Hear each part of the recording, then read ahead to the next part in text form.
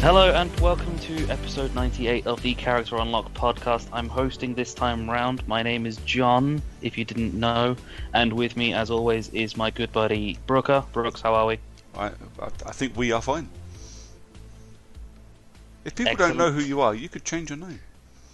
You could be, hi, this is, I'm hosting this week. My name is Janelle.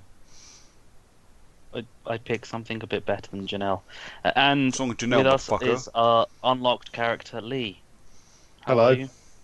I'm very Excellent. well. Brilliant. And not Can I with call us you is Janelle? Phil. Please don't call me Janelle. I'd almost take anything else, but Gertrude. that's better. Right. Lads, in the last week since we hosted and stuff, there was an Xbox showcase. Jesus Christ. That was a thing. It was But- certainly a thing. But other than that, you guys are alright and everything went alright the last week and so. Yeah? You're all happy chappies. Oh, I need this week to be over with already. I'm so fucking busy. Yeah. I'm okay. Cool. I have, it's my kid's birthday today. It's my mum's, well, my mum and dad's and my wedding anniversary on Saturday. And we've got something planned for that. And I've got a birthday party picnic thing for Nikita on Sunday. And I can't wait to get back into the office on Monday. I need a break, lads. There's too much shit going on. Isn't your wife's birthday around now? A couple of weeks. Yeah. That sounds like a very poor planning. Yes, it was definitely planned that my wife's birthday would be in the middle of August. Well, no, Well, your wedding was, and your child could have been planned, And his more or own less. birthday as well.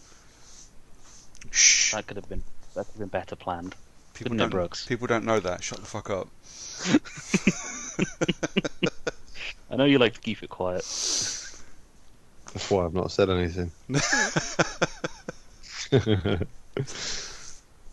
But yeah, no, it was bad planning on our part. Just all of this shit just happening in the space of like 5 weeks. But Yeah.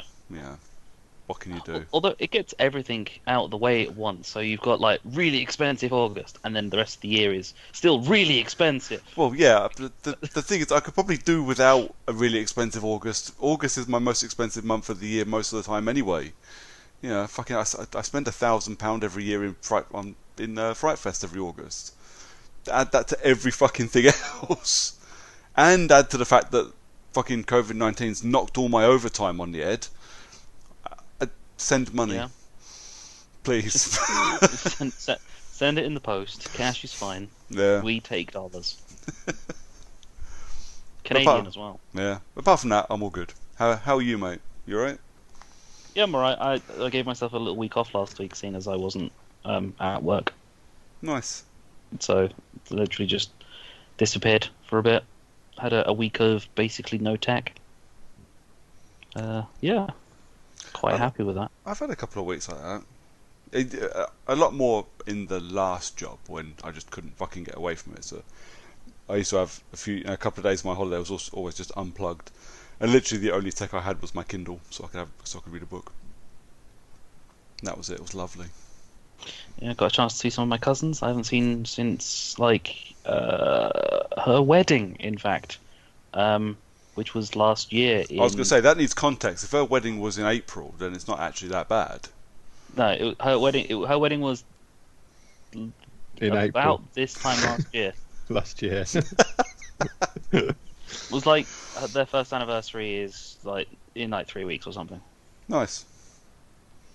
Yeah, it was supposed to be a summer wedding, but it rained obviously because it's England. Yeah. I know that feeling well. It happened at ours. Both in England and in India. We didn't go to India for a fucking wedding. Jesus Christ. I feel like you should have now he said that. Yeah. I'm just going to make it up now, so I did. If anyone asks, He yeah. missed an opportunity there, I think, For what? to Dysentery? go to India.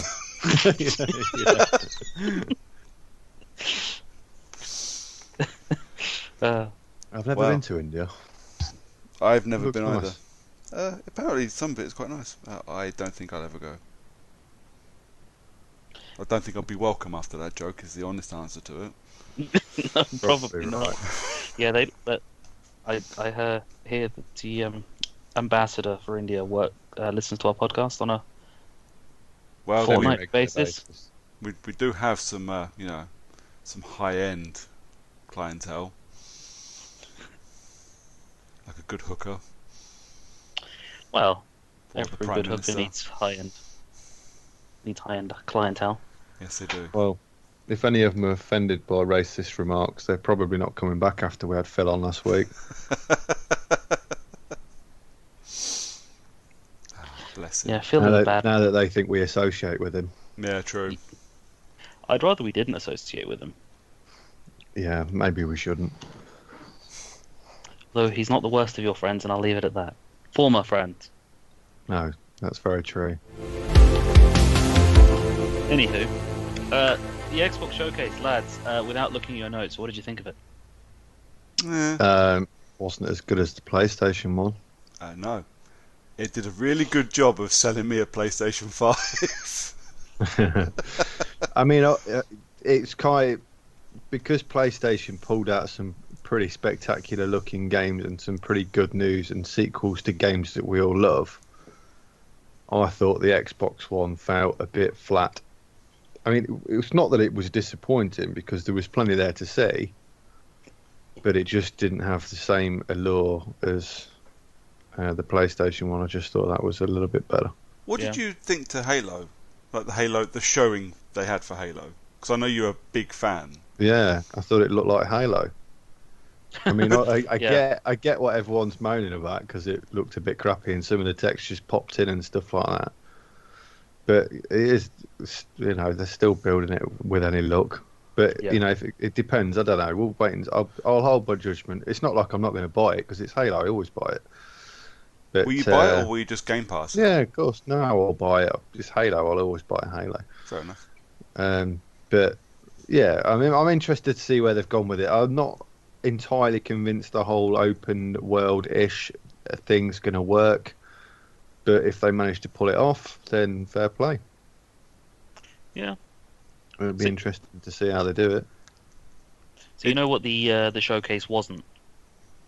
It wasn't a Series X showcase. No, it was a Game Pass showcase. a Game Pass showcase, wasn't it? More than anything. Look at all these games you can have the day they're released for £10 a month. Yeah, and I think that's Microsoft and Xbox's biggest issue going into the next generation is that they're not treating next generation as a new generation. They're still on this current one, and that's their plan, is to make this one forward. But I mean, to play devil's advocate a little bit, if they came out and went, right, Xbox One done, we are now into Xbox 23 because our naming convention sucks, and anything that comes out on the Xbox 23 is not going to come out on the One. So if you want to play Halo Infinite, you must buy this new hardware. If they'd done that, they would get just as much shit for doing that as they are for. Microsoft are never going to win that. No one's going to win that argument. We can. I'm just as bad. We all bitch about their fucking practices and what's coming and how they're dealing with it. But there's no win in that at all. No, but the difference is that they shot themselves in the foot when they said in the past that Scorpio 1X was going to be forwards capable. Yeah. And by saying that it's going to keep working with every game that's going to come out, obviously there's going to be a within reason remit to that. But if you've got an OG Xbox One, yeah, and it's going to be able to play Halo Infinite, that's why Halo Infinite and its graphics issues and why everyone else was a bit wary of it, and why they 343 have since come out and said, yeah, this is like build footage. This isn't what the game's going to look like. It's an old build, and it was played on a PC with similar specs. Yes. Because they need to build to the lowest denominator, which is the Xbox One. Of course they do, but they, from a showcase perspective, they also could have shown off what it would look like on the Series X. They could. Yeah, they really should have gone. I think they should have gone guns blazing with quite a few of the trailers. They If I'm honest. if you're gonna so obviously the big problem we had with the last showcase was that everybody called things a gameplay trailer and there was no gameplay. But I actually think it's just as damning to have an actual gameplay demo of a game that looks like it's fresh off the 360. Yeah. They didn't need to show as much as they did. They could have done a 5-minute demo, just a skybox and a bit of running around, and shown us what it looks like. Honestly, I think Microsoft and 343, I think they all shat the bed with that. Yep. They really did. Because I looked at it, first thing I texted you guys was, well, this just looks like Halo. Why aren't I blown away by this? I should, if nothing else, I should be blown away with what it looks like, if nothing, you know what I mean? Yeah. No, I understand completely. I'm not Halo's biggest fan. I've only liked 2 Halo games total. Out of all of the ones I've played, and I've not played 4 and 5, but that's kind of a bit irrelevant at this point. I'll play them with you. I don't want to play them. That's the thing. They're good. They're good. We should play through them. They're good. It just work through the campaign on easy. I think you'll enjoy them. They're both pretty good games. I also don't think I finished 2, but again, not point. I've only enjoyed the Reach and ODST compared to all of the others that I haven't actually played really anyway. But starting the showcase with their flagship, which again, Brooker doesn't like it. I don't like it. If they'd started with Gears, maybe Brooker would have liked it a bit more because he's a bit of a Gears fan. I'm a Gears fan, but you don't like the direction it's taken recently. Infinite's not for me, and I'm not going to judge an entire console on a game franchise that I've never liked playing. You know, because I know there's other stuff coming. My biggest issue with the Infinite showing was with the showing itself. It looked awful. Yeah. Yeah. The one thing that I don't know what people were really expecting from a Halo showcase. I mean, it's Halo. How did they want it to change it so much that it looked super realistic, or did they want to keep it looking like Halo? And if they kept it, as they've clearly done, kept it looking like Halo, it's never going to. Yeah, it's always going to look like Halo. There's only so much you can do with it. Yeah. So polish the graphics and I just hope shine that they up his get it helmet a right. little bit. You know, if they get the AI right and they get the open world bit right and they get everything else right, and it looks like Halo, I think it'll be a great game. But it's just time will tell when they release it whether it fits the bill. I mean, 343 haven't got a particularly good track record with releasing games because most of them, despite the fact that they put in so much effort after release, they're always an absolute shit show on release. Yep. I mean, I can't think of any that weren't. They were all, even 4 and 5 were a bit awkward at first. And you waited for a couple of updates to make them work better. I mean, the Master Chief Collection was fucking an absolute nightmare for ages, and it still is on PC if I'm not mistaken. Isn't that why they apologised by way of giving ODST for free?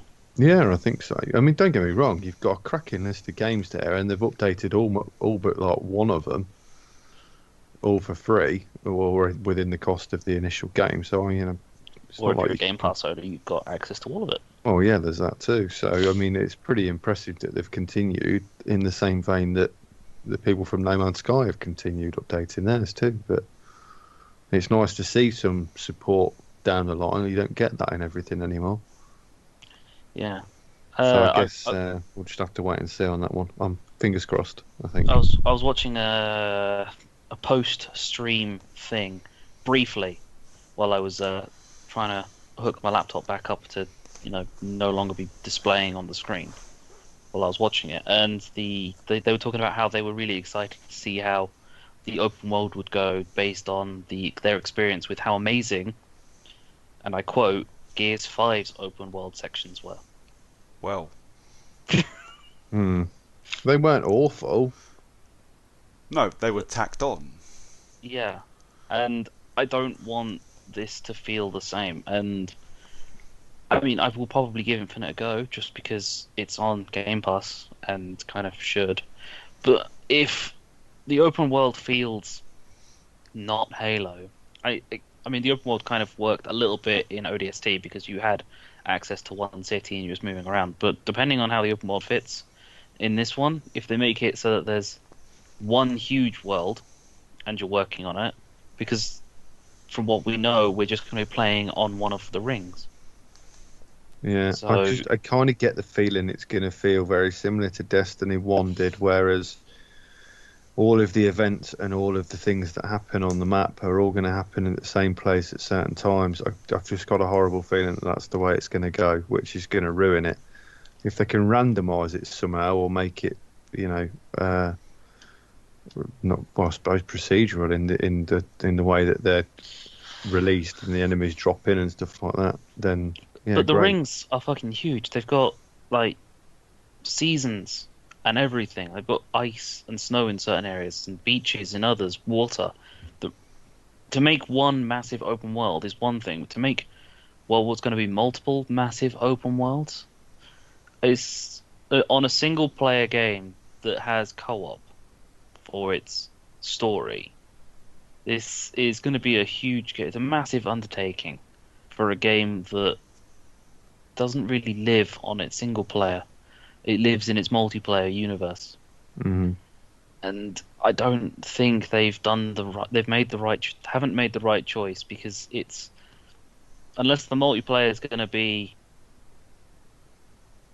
a slight PvE, you can have loads of people in an area, and like what Destiny's done with events, great, but they don't want to turn themselves into a Destiny clone. They've already got an upgrades system that was visible in the trailer, which I think is just upgrading Chief's gear as opposed to upgrading him. So maybe a better grapple gun, or you have to unlock the grapple gun, which was a thing. But yeah, Halo's not. Halo's going in a direction that a lot of people aren't going to be happy with, and the same is what happened with Call of Duty, in that people won't be buying it just because of the name. And I think 343 might bite off a bit more than they can chew on this one. Which, Well, time will tell. As it's on Game Pass, I presume it'll have quite a heavy player base at the start. Is it a So launch window game for the Series X? it's winter this year, so it seems so. yeah, Nice. I think so. I look forward to seeing if you two put it on your best of the year lists. Well, that's a long shot after Last of Us 2, mate, if I'm honest. Yeah. What else was there on the? I can't remember. So I'm going to take a brief segue because I remember you texting about it before because you were watching the pre-show, Brooks. Oh yeah. Hello Neighbor 2. Oh, right. So I've heard of these games because I text you guys. I text you. I went, "What the fuck is this? And why haven't I played it?" Because I'd seen it's on Game Pass. And I went, "But I don't know what it is." And then I saw this show. I went, "This looks right up my fucking street." More importantly, it looks like something I can play with the kid. This looks amazing. And it turned out to be Hello Neighbor 2. I've done nothing but look for Hello Neighbor on a good deal everywhere else since that trailer dropped. Because at one point it's got a prequel as well. So you've got Hello Neighbor, a Hello Neighbor prequel, and then Hello Neighbor 2 coming out. And at one point it dropped down to 12 quid on the PlayStation Store for the bundle of the prequel and 1. So I'm like, oh, it's 40 quid now. Fine. I'll wait. I'm not in a rush. But what a fucking cool looking game. It's like Resident Evil 7, but without as much horror. There's some scares in there though, man. I said without as much horror. Yeah. I didn't say it was without horror. It looks like a lot of fun. I looked at it and I went, because actually the first thing I did was go, I wonder if that's on Switch, because the kids asked for a Switch for Christmas. I'm like, I could get her that, because I've already said to Maya, because she's quite happy with me doing it, I'm going to buy her, so I hope she can't hear me, because I know she's like directly upstairs as I record. I want to buy the Switch. I want to buy her a physical copy of Maneater as well, because she fucking loved watching me play that, and it's due out on the Switch back end of the year. But I looked at Hello Neighbor and I went, this looks like I could get this for her. Obviously I'll play it first, But Yeah, it's on Game Pass. yeah, I know. The first one is. But So you is know what? Secret Neighbor. I've barely turned my Xbox on in the last month. I was kind of, The only issue with Secret Neighbor is that it's 4 to 6 players, not less. So we yeah. need to get a group of us if you wanted to make it your game of the month. Who could I roll in to do that? I could find some people, I'm sure. Especially if it's on Game Pass. I know some people with Game Pass. I know some people with Game Pass who are now on maternity and paternity leave, so they've got some fucking time off. Anyways, yeah. So you wanted to talk about Hello Neighbor? No, I wanted you to talk about Hello Neighbor because Hello Neighbor apparently has become your new favorite thing in the world. It was just one of those things. I keep seeing it on Game Pass, and I'm going. I'm not looking because if I'm on the Game Pass app, I'm looking for something in particular, and it ain't that. But I've always been kind of semi-curious, and I was like, this looks fucking cool. So, You know when we went to Rezzed a couple of years ago? Yeah. I think it was there. The problem with Rezzed is that it's tough for anything to actually stand out, because basically the most memorable thing about Rezzed is trying to cram your way around playing games in what is basically a giant cafeteria. I thought the most memorable thing was the 9 inches of disappointment that was the pizza. There was that as well. The pizza was pretty shocking. And the one game we played together at Rezzed that I really enjoyed still hasn't actually officially come out, so I'm not that excited. Which? Is it called Hunt Down? Oh yeah. Which was really fun because you guys played it at EGX a few years ago, and then the year after it was still at Res. I was like, oh, I want to have a bash at this. And I've played. I think it was at EGX this year. Yeah, last time. I played the beta because the developer sent me a copy of the beta to play, and it's really fun. But the game's still not officially out, and I want it to come out because a bit like Streets of Rage, I reckon me and one other person could bash through it in like one evening. Anyways, but yeah, Hello Neighbor looks like fun. I want it. I want to play it. Yeah. So I don't think I've got a good order because I didn't actually make notes in the traditional sense. I don't think I've got it in order. I've got just a list of stuff. Yeah, I've got a list of all the games, so I might be all over the place with your guys if you've made lists yourselves. I haven't, no. Great. So let's go with Hellblade 2. Yeah. That's going to be set good. in Ireland. They didn't really do much for it. They had a dev diary for that, didn't they? Yeah. Just to say that they were in Iceland. But dev diaries were a big part of the first one, though, weren't they? They were. Yeah, they were a massive part of the marketing for it. And to be fair, they were interesting. They were very interesting. And the dev diaries are going to be chronicled on the Ninja Theories YouTube channel, so it's still using Unreal 5, and they're going to still talk about it on YouTube. So if you want to know more about Hellblade 2 and you want to learn about it, then follow Ninja Theory on YouTube. But other than that, Hellblade 2 is going to be set in Iceland. Which is super cool, because Iceland's impressive. Iceland's an amazing country. Yes, it is. But yeah, all in for Hellblade 2. I'm excited for that. Yeah, I'm sold. I loved the first one. In fact, I'm going to play it again, if I'm honest. I need to replay it because I got about halfway through and the combat pissed me off, and I dropped it. So I need to go back. I need to play it again. But I think I played it on PlayStation, so I ought to just pick it up on Xbox and have a bash. Yeah. And not miss that first collectible again. But yeah, the story of Hellblade I really enjoyed, and the whole mental health thing. I think we spoke about it when it came out. I really liked it. So I wouldn't give the first one another bash, and I'll definitely give the second one a go. Is the second one going to be exclusive? Because they own Ninja Theory now, don't they? Yeah, so I'd assume that Hellblade 2 is going to be exclusive. They did say that everything was going to be on Game Pass, so it was either going to be I don't know if it was said console exclusive because they did show those as well. Interesting. Maybe. I don't know if eventually, and I think I said this when we were talking afterwards. Eventually, if I don't buy an Xbox day one, I will own one day. Yeah. The games will all be there. I'm in no rush. Just whack a quick 20 quid. Well, the thing Game is, Pass. once I own it, it will be worth me subscribing to Game Pass. I'm happy to admit that. Game Pass is a fucking amazing deal, especially if you're chasing the exclusives that the Xbox has, because they're day and dating all of their exclusives onto Game Pass. Shame you can't just port your Game Pass up if you don't have the next generation console. The But thing is, even then, until I if- have the next generation console, I'll have the current generation console. I'll still be able Yeah. to play the games, just not in delicious Series Xness. yeah. But would you end up buying a Series X, or would you buy the rumored Series S console?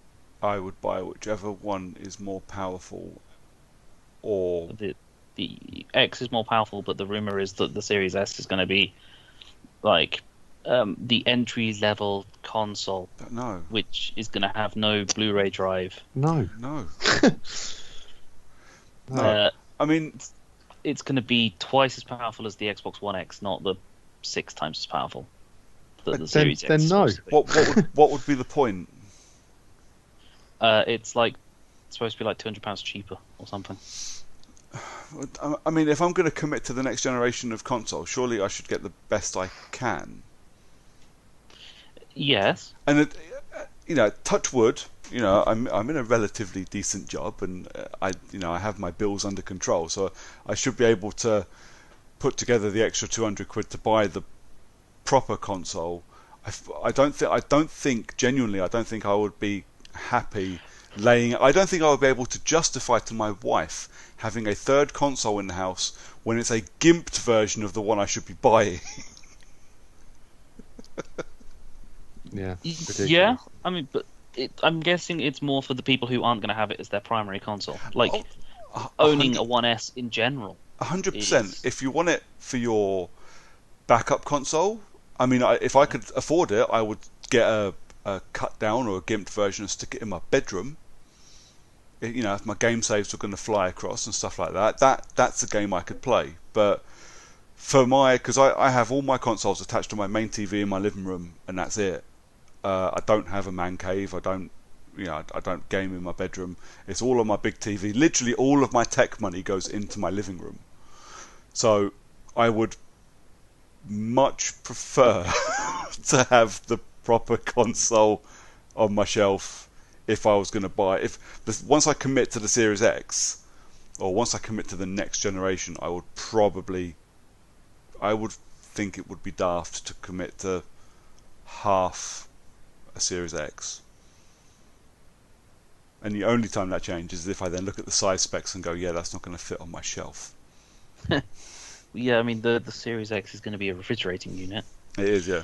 so you're going to need to keep in your kitchen. I could sit it next to my subwoofer for my audio. You'd never know which one was which. I'll start putting discs into the speakers. They're the worst things you could put in the speakers. Anyway, on to let's go with the. I can't really even say it was much of a gameplay trailer for Avowed. Yeah. Was that I the like Obsidian that. one? Yeah, so It was Rare. no, it's an Obsidian game. Which one was Rare then? Oh, I don't matter. Was Rare Grounded? No, that's also Obsidian. What's the Rare one then? Rare might be the. Oh, that's the. Was that the weird? Was that the gunk? Oh, maybe. Or was it Everwild? I think it was Everwild. Yeah, Either way. Everwild. Yeah. Everwild. It's okay. So anyway, Avowed, which is a large RPG, I'm Yeah. guessing, with skeleton enemies. So this is basically Elder Scrolls, but not Elder Scrolls. So Obsidian do have a history with No, I can't even say Elder Scrolls games. Fallout, Fuck, who makes them? Yeah, they made Bethesda. Fallout New Vegas, didn't they? Yeah, Bethesda, that's the name of the company. Yeah, they made New Vegas. They made Stick Obsidian of made, Truth as well. did they? Pretty sure Obsidian made Stick of Truth. Hmm. Yeah, they did. I was gonna say Lee's Mate. just been playing it. He should be able to tell us. Yeah, they did. Make sure Yeah. I'm not talking out of my ass. Yeah, they've also got a history of making games that aren't very good, like Alpha Protocol. And I don't know. I mean, technically, one game is still a history, but you can't really hold it against them when they've got a massive back catalogue and one shit game. Although a lot of people do like Alpha Protocol, just never played it. Those people are stupid and shouldn't be. They should be shot. Fair enough. Uh, Oh my god, I'm trying to be nice today, man. You're just shitting all over it. they also made the Knights of the Republic 2, which was not complete. It was alright. When it was, yeah, I'm pretty sure the since releases of it have had this is the complete version in quotes because it was shipped incomplete. Yeah. Well, that's 4 games down out of a 20-something strong list. Let's crack on. Yeah, I mean, I don't know. The Outer Worlds, was that any good? Well, that was But- the new DLC. But Obsidian Thing. made the original Expansion. Outer Worlds, didn't they? Yeah, so the Outer Worlds. Apparently it's DLC really good. I've not played it. I enjoyed it. If you like the original Fallouts, but you always wanted more colour and a bit more character, yeah, it was good. Was it an open world one, or was it just single player only? I can't remember. I only played it as single player. It wasn't open world in the sense that you just had one place and it was free. You had a few planets and they were open, but it wasn't like astronomical size wise. Yeah, so I'm guessing this one's going to be a new planet. I would Parallel Gorgon? expect so. Yeah. Well, I don't remember there being a Gorgon, so So a new it's not planet, to say that there wasn't one, but new planet on the Outer Worlds DLC. We think, but this is going to be out on September 9th, and I will not play it, probably. At least not on September 9th, anyway. okay. Wait, is that So- the DLC or is that Avowed? That's the DLC for Oh, okay. Outer Worlds. Anyway, back to Avowed being Obsidian's next game.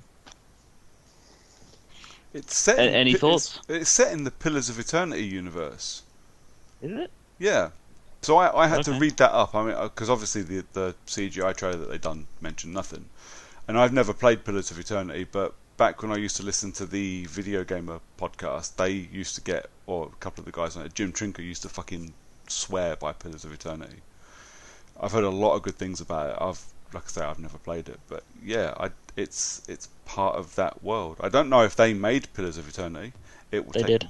I was gonna say it'll take me a whole 6 seconds to Google it, but I'm not going to bother. There you Why go. not? I don't think I'll buy it off the bat. I'm going to wait until try and find someone with an half decent opinion that doesn't just lick the boots of all those sort of big open world games. But See, It looked like it just looked like a fancy Skyrim to me. looked like Dragon Age, Yeah, which knocks how it it off should my. look. Well, yeah, it knocks it off my list straight away. I mean, I said it a million times. I don't have time nor energy to play massive open world RPGs like that.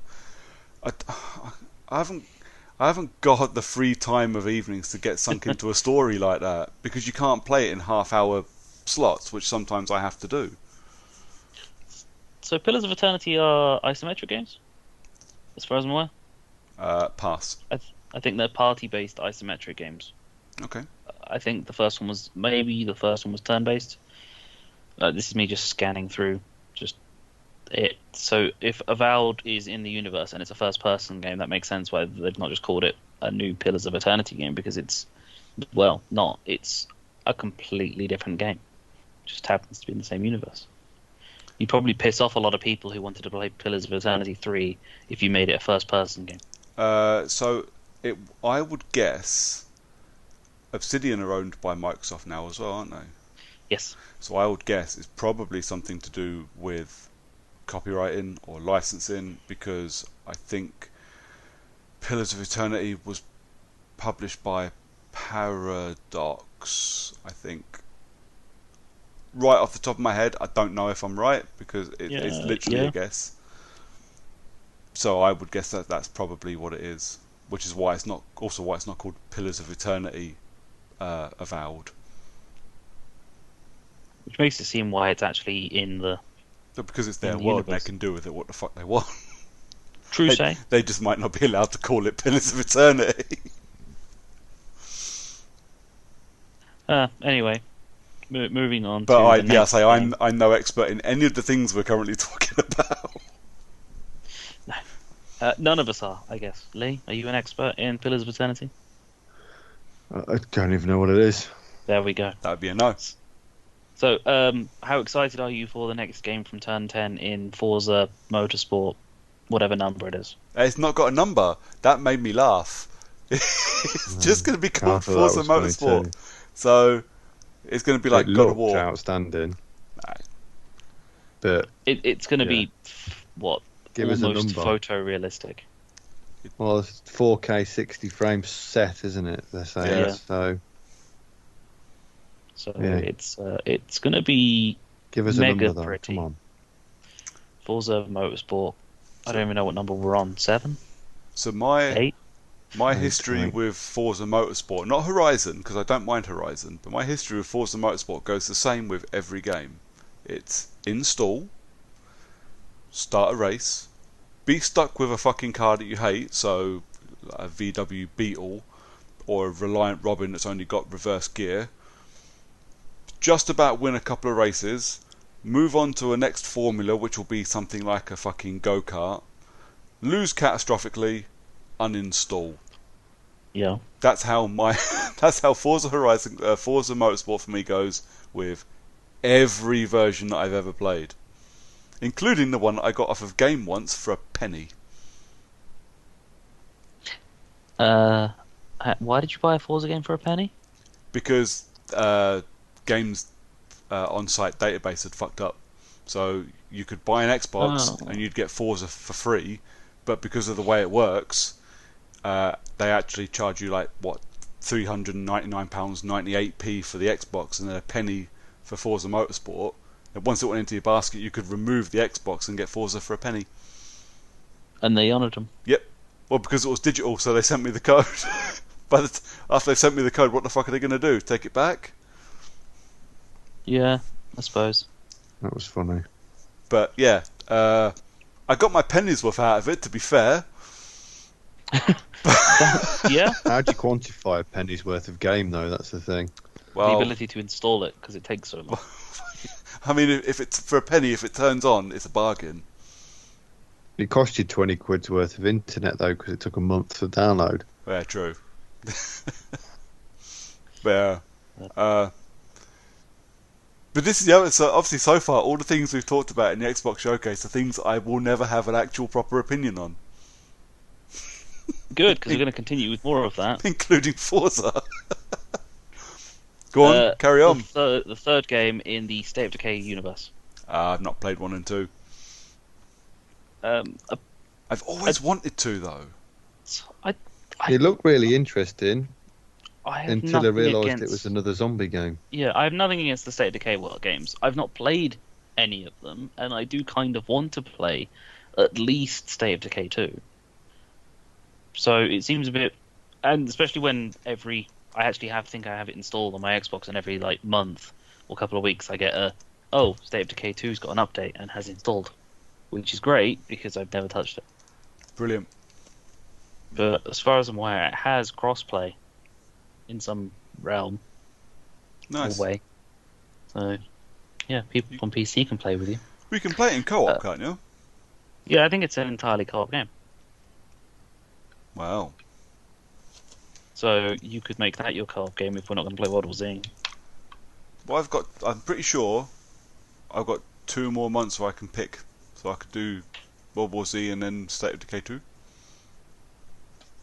I think they only have... do I only have 1 month left?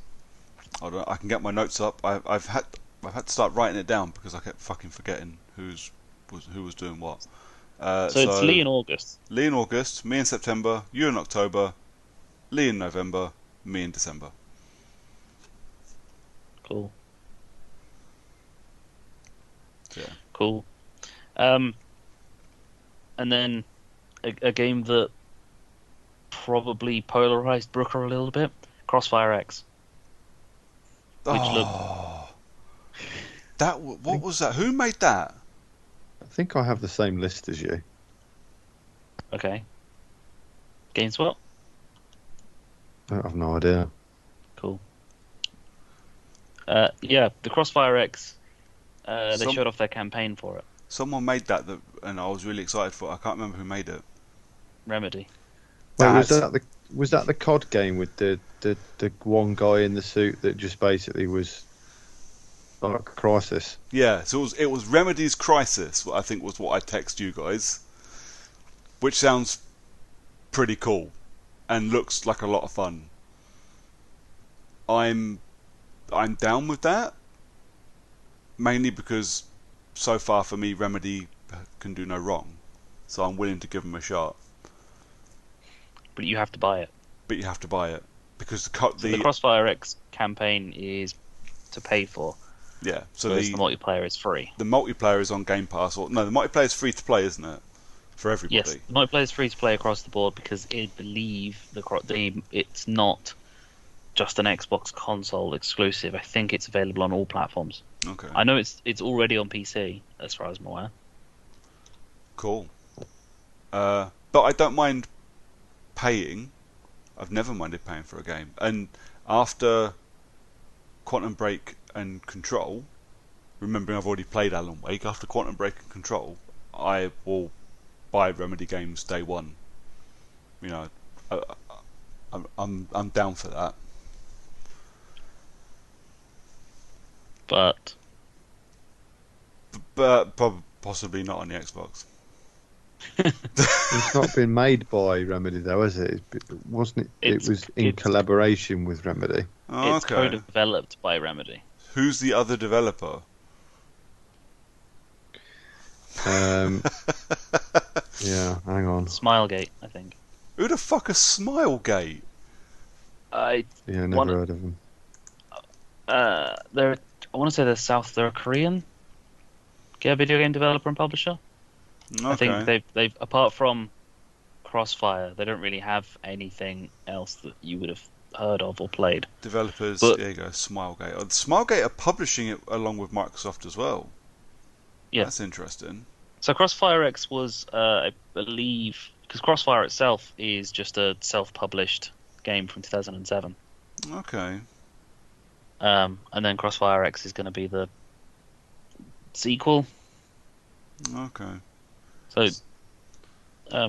If they're getting a Korean company, or if they've got a Korean company building and publishing it, my guess would be that they're aiming for a lot of online components, or they're going to push heavily towards the online component for it. Yeah. And, so it's esports that bad boy. Crossfire was full esports ready type game. And I think Crossfire X is just the idea of having basically it's just a sequel stroke remake of the Crossfire. Yeah. And it being called Crossfire X is because it's got crossplay. It's not like a typical Eastern title though, is it? Whereas the X is actually pronounced either cross or key. Yeah. So it's Crossfire Cross or Crossfire Key. Yeah. Crazy. So, it's Remedy are making the campaign for Crossfire, and that's about it. Remedy making the campaign, that's all I'm interested in. I was never going to jump into the multiplayer for it because I would get my ass handed to me straight away. I don't know whether you have to buy the Crossfire campaign if you've got Xbox Gamepass, because they said everything was going to be on Game Pass, but with Crossfire X already being on Game Pass... but you see, they didn't show off the campaign, they showed off the multiplayer. So they said everything's showing at the showcase was going to be on Game Pass or free to play, and they only showed off the multiplayer. No, they're showing off the No, that was definitely the single campaign as player. well, single player Alright. campaign, because they're showing you about the guy getting suited up and shit. Oh yeah. Yeah. Fair enough. But I think there was a little sort of blueprint tailor on at the end of the trailer that said that only the multiplayer is going to be available for Game Pass Yeah. or some shit. That's fine. Like I say, I mean, Remedy, for me at the moment, can do no wrong. So if I have to, if they've made the campaign for a crazy Crisis-looking shooter, and I have to pay for it, fine. I've got no problem with that. Second. So how excited are you guys for Warhammer 40k Darktide? Oh, fuck off. Are people still playing Warhammer games? How is Warhammer? How does Warhammer still exist? I just don't know why they can't make a good game, because it's not like they've got so much to draw from in that universe of Warhammer. What was That the they last just one? constantly make duds. Was it Space Marine? Space Marine, it was Yep. fucking gash. It was awful. I think I got it for free. Why did I get Space Marine for free? It was on Games with Gold, I think, because I'm sure I had it I as played well. it must have been on PS3, so I must have got it on PlayStation Plus, like not long after PlayStation Plus became a thing. I know it was on a 360 title, and I know I played it. But it was I didn't get very far into playing because it was fucking terrible. It was utter bollocks. It was so boring. I'm sure there's been other ones since then, but I don't know. Yes. There's so many better games out there that do the exact same thing but better. Yeah. I don't understand how they can keep making Warhammer games, because surely the people who are interested in Warhammer don't play the video games. Well, mate, obviously they do. Otherwise, they wouldn't keep making Warhammer video games. So unless people are playing Warhammer video games and then move on and playing actual Warhammer. Yeah. But yeah, I don't understand Warhammer in any kind of way. Well, I do, because I did when I was a kid. I'd never really played the tabletop, because that I never did understand. But I can see the allure with being in that universe, and I really do love sci-fi, so that's enough to keep me interested. But it just looked like, I don't know. We'll see. I'll wait for the reviews, definitely. We had a games workshop in Northampton when I lived there. I don't know, it might still be there. I doubt it. But walking around town centre and that, and you walk into the games workshop. I always used to walk in. I never played any of the games. I've never played a tabletop game in my life. TTG's not my thing. I've got no interest in sitting in a comic book shop for 45 hours rolling dice. It's not my game. But the little figures always kind of appealed to me because they look fucking cool. Like the I monsters. broke the hand off one of mine today by accident when I was Nice. mucking around in one of my drawers. the only one I kept as well. Oh, So I'll have to glue that back on. We used to play a game in our local Warhammer shop when we were younger, and it was basically, if you went out in an afternoon piss up on Saturday or you started early before the shops closed, the idea was have a few drinks, and if you can make it to the back of the shop and back out the front without someone speaking to you, you don't have to buy around. nice. I don't think anyone ever did it. But yeah, gone are those days, mate. And to continue on with the Brooker telling me to go fuck myself. Phantasy Star Online 2, Oh, new fuck's Genesis. sake. Go fuck yourself. Just go fuck yourself. His face was just ridiculous. I thought, oh, this looks mildly interesting. No, stop. Go, move along. It's a console launch exclusive. Nah, I'm good.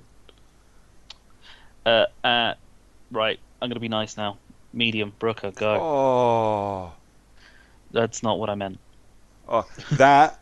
So there are only a couple of games that will tip me over the edge for buying a Series X. That's top of the list, I think. It looked fucking phenomenal. It looks phenomenal. It looked way too scary for me. It looks fucking terrifying. It's got the composer of most of the Silent Hill games on music duty for it as well, so you know that shit is going to be scary as balls. I am well up for it. And I think it's doing a similar thing to what I'm seeing in the gameplay and the trailers and that for Medium. Is similar to what we saw with the Ratchet and Clank trailer for the PlayStation thing.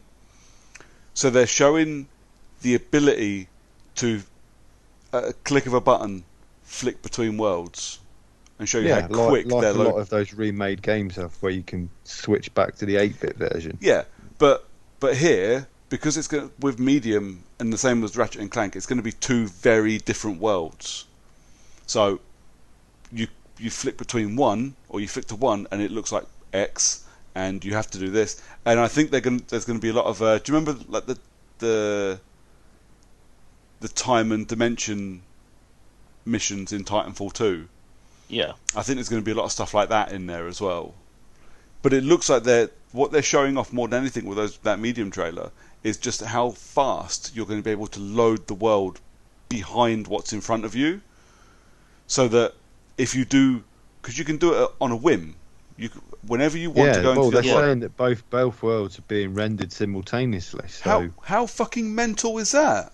That's pretty fucking insane, isn't it? And the ability to just switch between the two, like one after the other, with no sort of break or load. It's just pretty fucking impressive. From a technical point of view, I think it's insanity, and I can't wait to see it.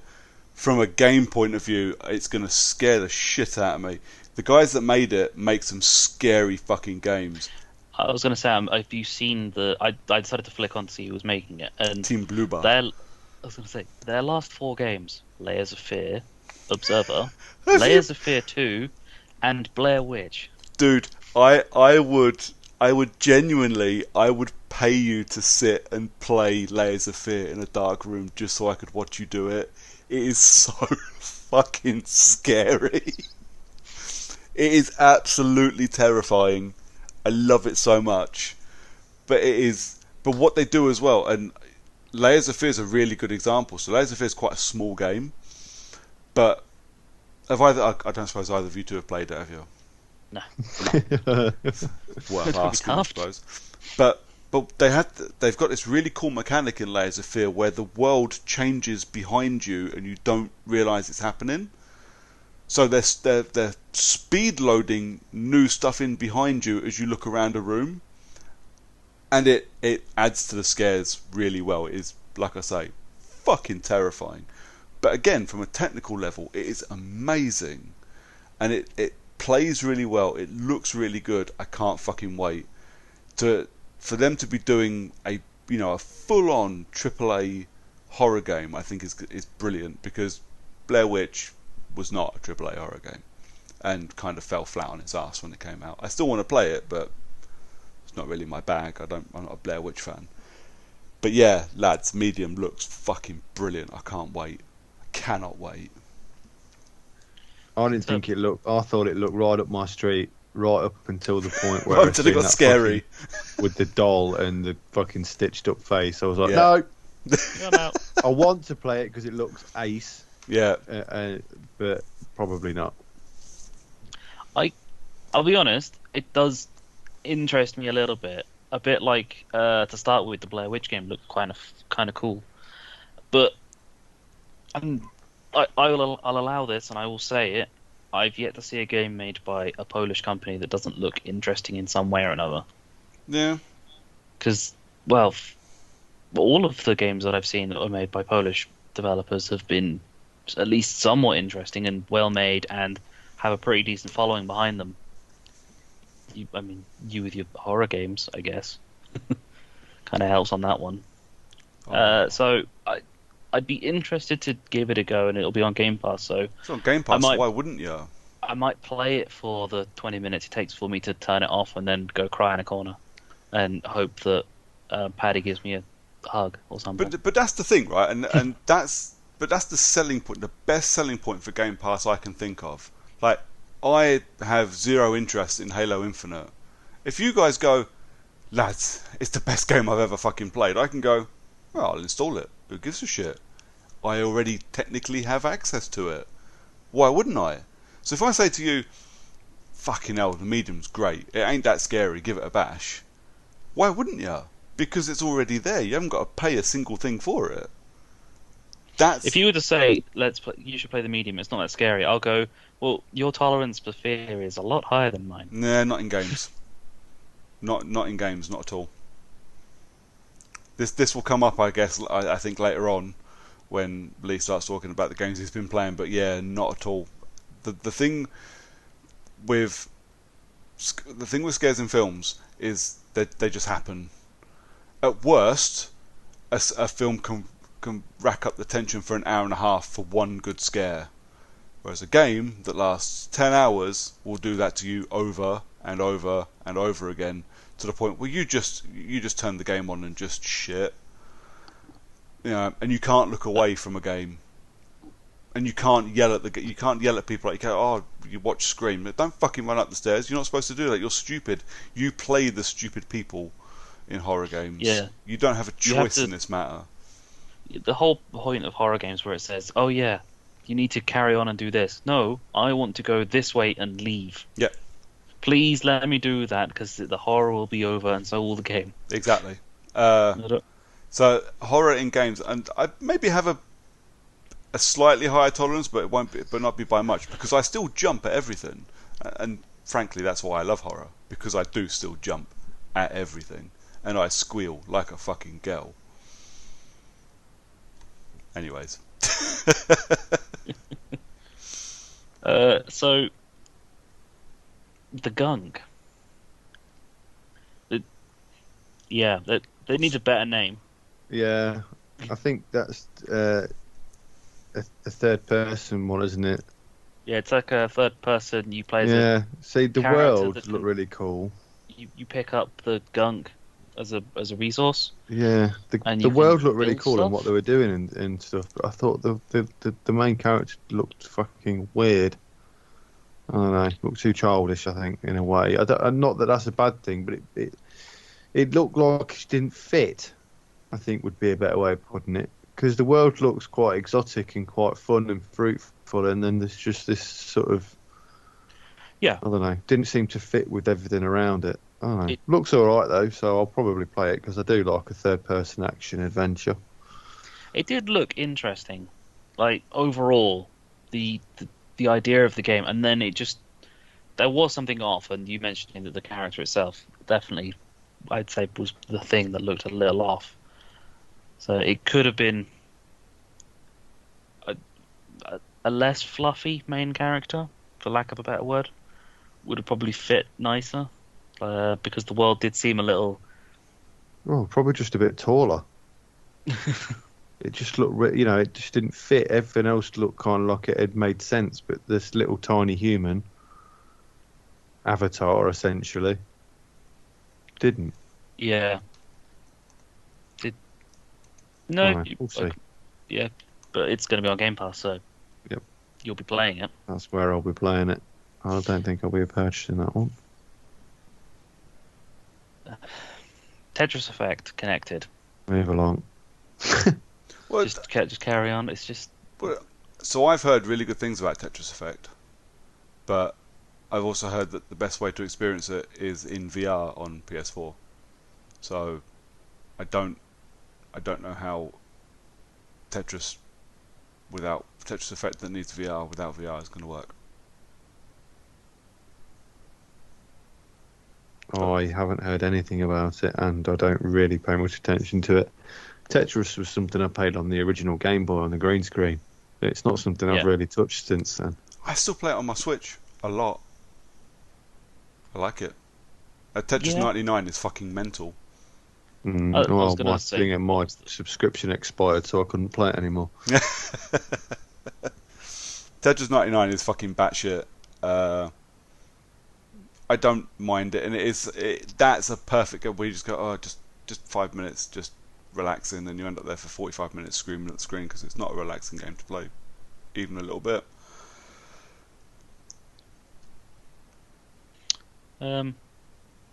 So, how about? I don't know whether Lee will be interested in this. No, Finally, a sequel to the game Stalker. I was not expecting that. Not at all.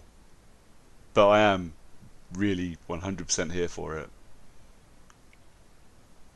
Yeah. Fucking love Stalker. Again, dead atmospheric. Brilliant, brilliant fun. It's basically Metro for hardcore motherfuckers. Well, Stalker's it's a PC Metro game at from Chernobyl, isn't it? Basically. yeah. Stalker 1 being a PC game from 2007 meant I never actually got around to playing it. But I'm pretty certain it'll work and I'll be able to probably play it. I saw Harlan was There were playing a Call few. of There was a Pripyat. few of them, wasn't there? I think there were Stalker games? 3 Stalker games. Yeah, there was a few. Yeah. The Stalker 1, and then there was a couple of other sequels, So- named sequels, I think. So there was Stalker, Shadow of Chernobyl, Yeah, Stalker Clear Sky, and Call of Pripyat. that's the pack. Yeah, I saw Harlan playing Call of Pripyat like since Stalker 2 got announced. So I'm guessing he got on the hype train for it. Yeah, so that came out in Call of Pripyat. I think it's like 10 years old. Yeah, it was 2009. So they Yeah. released 3 games in 2007 to 2009, Yeah, and then Stalker 2 came out. Coming out next year I at think some point. it was published by THQ, so it kind of got lost in the ether when THQ went down. Yeah, so And it is a bit of a niche title. yeah. Well, it was announced in 2010, Stalker 2 Yeah. originally, with the release date for 2012, but that kind of didn't happen. I think they missed it. A little bit. So yeah, and so the partnership of Microsoft and Bungie is becoming a thing again, because Destiny 2 is going to be on Game Pass. With For all of series. its expansions, The whole of Destiny 2, so including Beyond Light. which is the newest one. Yeah, which is actually, although, I was thinking about having a bash on Destiny and just catching it with a story, now I'm just going to leave it and play Yeah. with it. They're doing an optimized version for the Series X as well, aren't they? So it's going to be optimized forwards and on mobile via xCloud, I think. It's going to be an xCloud title. Yeah. I used to Uh, like Bungie, but I can't help just make me think. I mean, I get it. Don't get me wrong. Money makes the world go round, but they're very slutty now. Their partnership with Activision did fuck them a little bit. Yeah, well, and Activision's partnership with PlayStation fucked everybody else. And I'm kind of happy that Bungie have decided, you know what, we're taking Destiny and going home. Like, It seems that way, doesn't it? so with Activision having no no control over Destiny, it does seem Good luck. like it does seem like Destiny 2, and the fact that it's going on to Game Pass with the full Destiny 2 thing, PlayStation players might complain a little bit. Not me. There's not going to be many of them, is there really? I wouldn't have thought. No. Anybody that's still playing Destiny on the PlayStation or would half expect them to just buy Beyond Light anyway if they're still playing it. It's not going to be a full price game upgrade, is it? No, so people will be. They might be saying that, oh, Beyond Light, it's getting it for free on Xbox. Well, actually, we're getting it on Game Pass, so it's not technically free. But it will probably. All of the other expansions, I think, have gone onto PlayStation Plus, haven't they? At some point, I don't know. Don't know. possibly a year old at that point, maybe. But having access to it, not just that, but yeah, with it being entirely on Xbox across the board, could be interesting, and it'd be nice to play all of the DLC after Forsaken. I think Forsaken was the last thing I played. Oh Christ, I can't even remember. Last thing I played was the Destiny 2 demo. Yeah, and you played it well. And, how happy are you now that you don't have to play it, Destiny 2, for this year, because Lee probably won't choose it? Wouldn't have bothered Although me. he does still have another go, and it is after it goes on to The thing is, Game Pass. Well, it depends when it comes out, because I get it in November with my next pick, I think. Or did you say December? I don't know. I think they said it was going to be 10th of November was when it goes on to Game Pass. Might still I get a think. chance then. I think that's what they announced. Yeah, I mean, I never hated Destiny. I was just bored by it when I played on my own. Yeah, understandable. It's not a Uh, fun game Yeah. to play. and You- you know, we said this a million times. If the caveat for me enjoying a game is I have to play with friends, well, I'm not playing your game because I love my friends, but I don't necessarily want to play with them all the time. Sometimes I want to disappear into a game and just be on my fucking own for a bit. You know, I if I have to play with people for it to be fun, I'm not spending money on your game. But if it's free and it's on Game Pass, I'll give it a bash. Why wouldn't I? Yeah. Don't mind that in the slightest. Because you and me bashed through a bit of the Destiny 1 campaign together over a couple of nights. We, took a decent chunk out the first moon and a half. I don't even know why we did that, just for the sake of it. Just for shits and giggles. You had some time and you had a copy of it for cheap. Yeah. I think I probably still Yeah. own it as well. It's probably upstairs on my shelf. Don't know what I'm ever going to do with it. Get 3p for it at CEX maybe. If I'm lucky. Um, Does that mean there's going to be so, no Destiny 3 for Series X and PS5? Bungie just going to keep yeah. building into Destiny 2?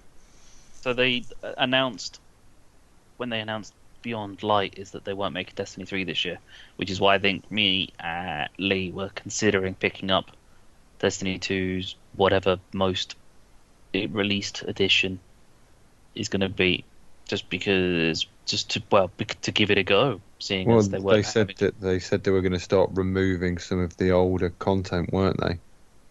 That they were Yeah, no 'cause longer using to make room for new stuff. So I wanted to get in there and just play everything before it got bummed off, basically. Because I've never even done a raid on Destiny 2.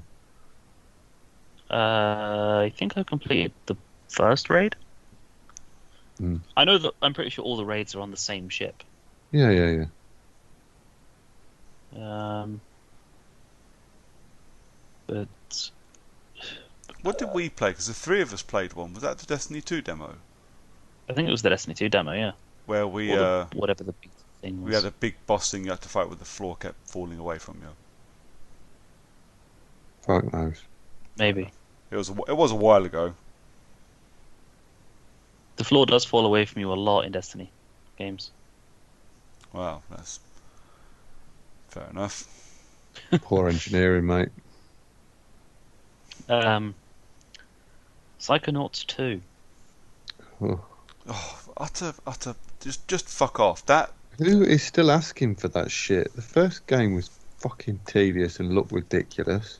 I didn't play Psychonauts 1. I don't even know what Psychonauts is. it's crap. It was on the OG Xbox, weren't it? That's all I can remember. But I was so excited when I saw Jack Black. Why? Because you were expecting a good game. I legitimately thought, fuck me, out of nowhere we're going to get Brutal Legend 2. Fuck yes. I fucking love Brutal Legend. Oh, I did up until the tower defense stuff. They were bollocks. I think I stopped playing it after the first one. But Can't remember. I was super excited, and it turns out to be Psychonauts with not quite With- Tenacious D doing the soundtrack. I was like, oh, just fuck off. That made me almost as angry as the fucking Ubisoft Battle Royale bait and switch the other week. I just kiss my ass, you utter fuckbags.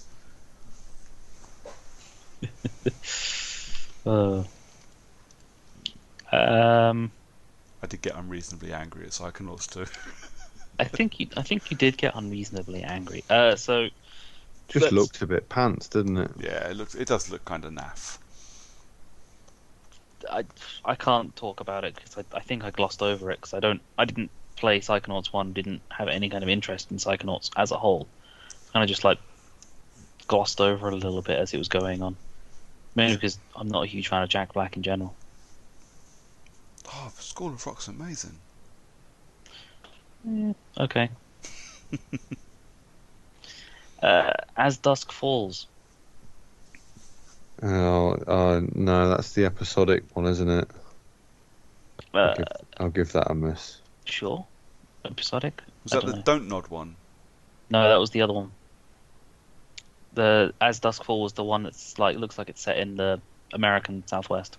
Oh, that's the weird. No, sorry, I'm getting mixed up. I'm thinking. Tell me why. Yeah, Yeah, you are. no, yeah. This is the weird artwork one, isn't it? Where people Weird are, it's artwork like one. sort of, it's partially moving stills of people, not actual full video of them. Does that make sense? It's hard to explain. Oh yeah, It's not like a real video. It's like Oh yeah, a yeah, yeah. moving yeah. photo, It was essentially. moving stills as far I think. Yeah. I don't know. Not for me, but This is so. I've just done a search. This is the one made by ex Quantic Dream people. Yeah. So the guys that made Heavy Rain. Yeah. So it's the watercolor art Yeah. style. It's supposedly it's an interactive drama. So no, not not selling. not your thing. It's a story game, so it's on partially on Brooker's radar, assuming it's feasible to play it in a Yeah. reasonable amount of time. Well, I see. I've got no issue with things like the walking simulators because they're usually a really good story involved. Like Edith Finch and Virginia and stuff like that. I thought they were fucking great, and you bang through them in a couple of hours and you get a good story. I'm all for that, and I'm all for a great story if it takes me 30 hours, but it has to be a great story. Otherwise, I'll just go and fucking play something else. But Quantic Dream, as much as I'm not a fan of their games, and I think David Cage is a bit of a prick, they do write good stories. So, definitely on my radar, just maybe not necessarily straight away. Yeah. Just makes me think of that game that I sent you the other week. I don't even remember what it was. Don't know, don't remember. I did pay attention. Just I because, promise. yeah, suppose it was like an Edith Finch game. Okay. Either way, I want to play Brutal Legend again now. then go play. I Brutal think I'm Legend just going to buy it. Do it. Yeah, it's probably easily purchased, probably relatively cheap. It's and we'll backwards but, compatible yeah. as well. As we've just been talking about as Dusk Falls, let's move on to the game that Lee thought it was with Tell Me Why, which is the Don't Nod entertainment game, where you play as a set of siblings, brother and sister. Which it just looked like Life is Strange. Yeah, Life is Strange. They had a weird schizophrenic superpower, Yeah. lack of a better term. Where they get emotional and they can see through time. Yeah. I'm down for that when the entire game's out. Yeah, with the first chapter being out in August, like the end of August, But like a month away from now. because Don't Nod, the episodic thing only works if you've got a proper schedule to work to. Yeah. This became a problem with Hitman 2016 when their schedule went to shit and people paid you 40 fucking quid for a game that now wasn't coming out. It doesn't help at the moment when you've got the whole COVID situation. No. And the thing is, I'm not saying for a second they're doing anything wrong. I'm just not prepared to pay for a game that I can't finish for a fucking year. Because I bought Life is Strange 2 the second it came out. I've played 3 episodes of it and no more because I kept forgetting that episodes were coming out. It took them more than a year to get Life is Strange 2 out. Yeah. For 5 episodes, lads, that's not acceptable. If it's 4 episodes and it takes them 3 months per episode, that's probably too long. That is almost releasing a game and then a sequel the following year and not changing much of it. Yeah. It's. I'm not. If you're gonna have more than 4 episodes, it needs to be released in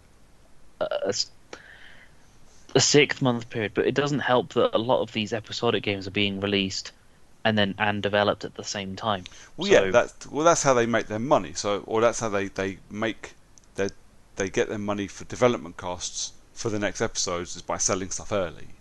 yeah, And I understand the mechanics of it, and I understand the I understand the capitalism of it, but I I genuinely I feel like I wasted my money with Life is Strange 2 because I keep looking at it in my installed games and going, I need to finish that at some point, but I can't be fucking bothered because it's been a year since I last played it, and I just when I looked at their yeah. release schedule and went, fuck me, there's literally a 6 month gap between episodes.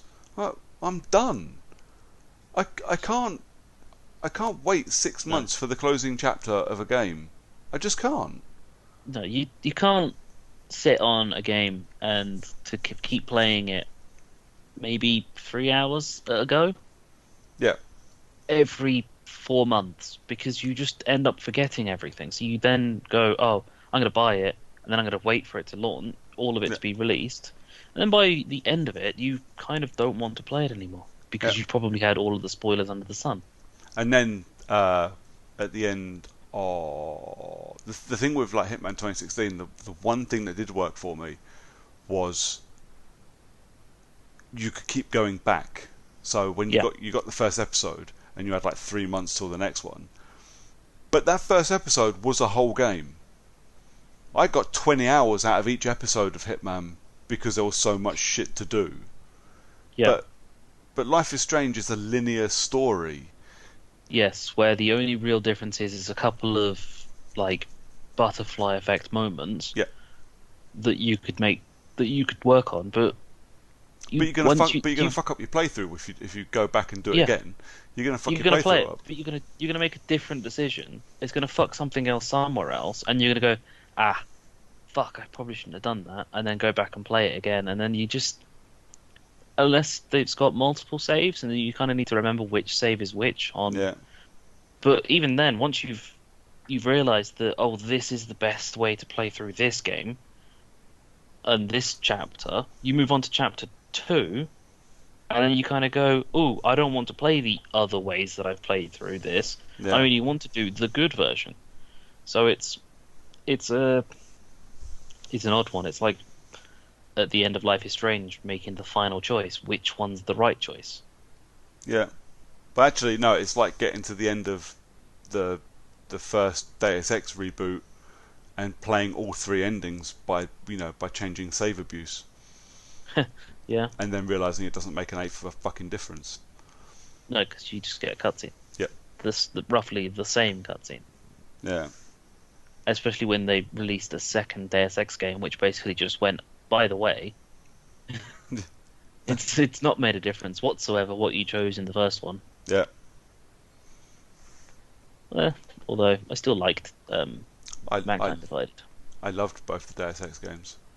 I loved Mankind Divided so much, just by the fact that they said, "Oh yeah, we've done away with the boss fight mechanic. If you don't want to fight, you don't have to fight Yeah. anyone." But that's how it From should. That's how it should have been yeah, from the start. yeah, the handing over development of boss fights to a different company Yeah.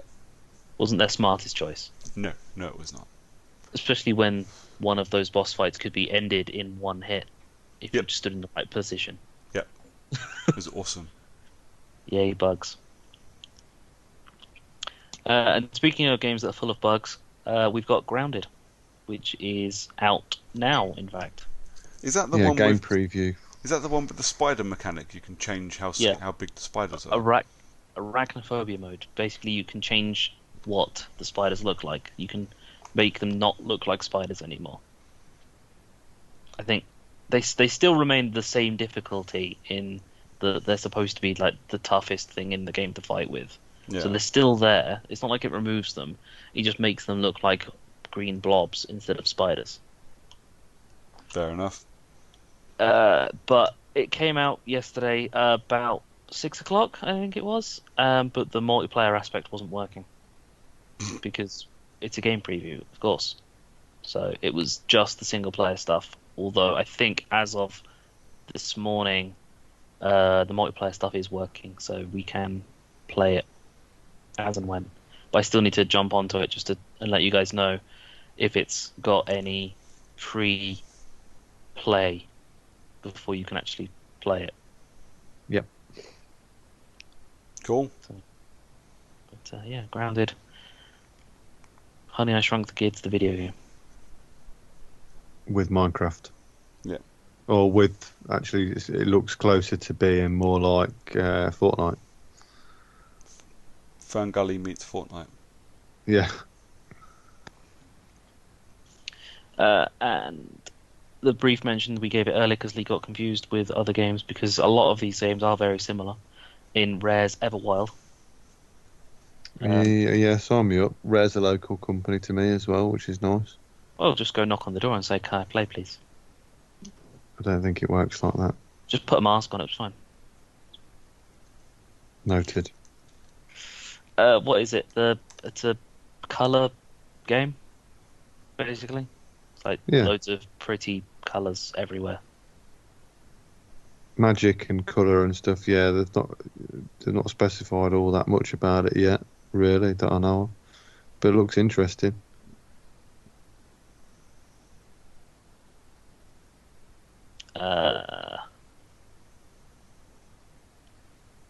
What else was there on the actual show?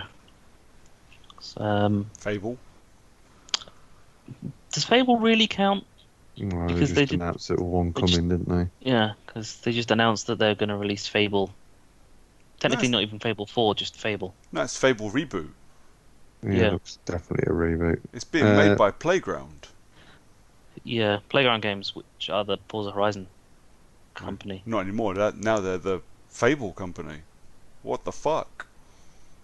Well, they did like their big worlds that they were creating. It wasn't so much the cars that they loved about it; it was that they just wanted to create a world. Yeah. They liked building. Well, they just like building worlds. That's why they went around to all of the different countries they did and built like massive Australia Yeah. and the UK, just going around and just going, "Ooh, we can build this and it's going to look amazing." Who was the voice?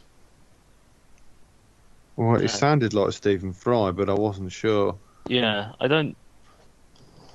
I don't think it was. It sounded slightly off, but Yeah, I'm pretty sure Stephen Fry said he wasn't going to do video games anymore. that doesn't mean it's not a difficult voice to make, to have similar, just to keep a very sort of, I don't know, similar Yeah. vein to Fable, because he did the others, didn't he? Yeah, but he was not just a narrator; he also had a role in those games. But the fact that Lionhead don't exist anymore and Beetle and Molyneux's nowhere near it could only be a good thing, seeing as Fable 1 was a pretty decent game, Fable 2 was a very good game, and 3 was fucking shocking. 3 was okay. It just, all three of them were overhyped. Yeah, Like, astronomically overhyped. Cheers, Molyneux. Well, now he's out of the picture. He might just be hyped. I say, Like, that, Yeah. just, like that most just sounds big like triple Molyneux A's. special to me. the problem is that it's going to be like, this is Microsoft's equivalent of any game coming out of Valve, is that it's going to get overhyped by Microsoft and Fable fans. But themselves, they're going to whip themselves up to a media frenzy. And then the game's not going to be anywhere near as good as what they hoped. But they'll still buy it and play it and complain about it and then buy the next one. Yeah.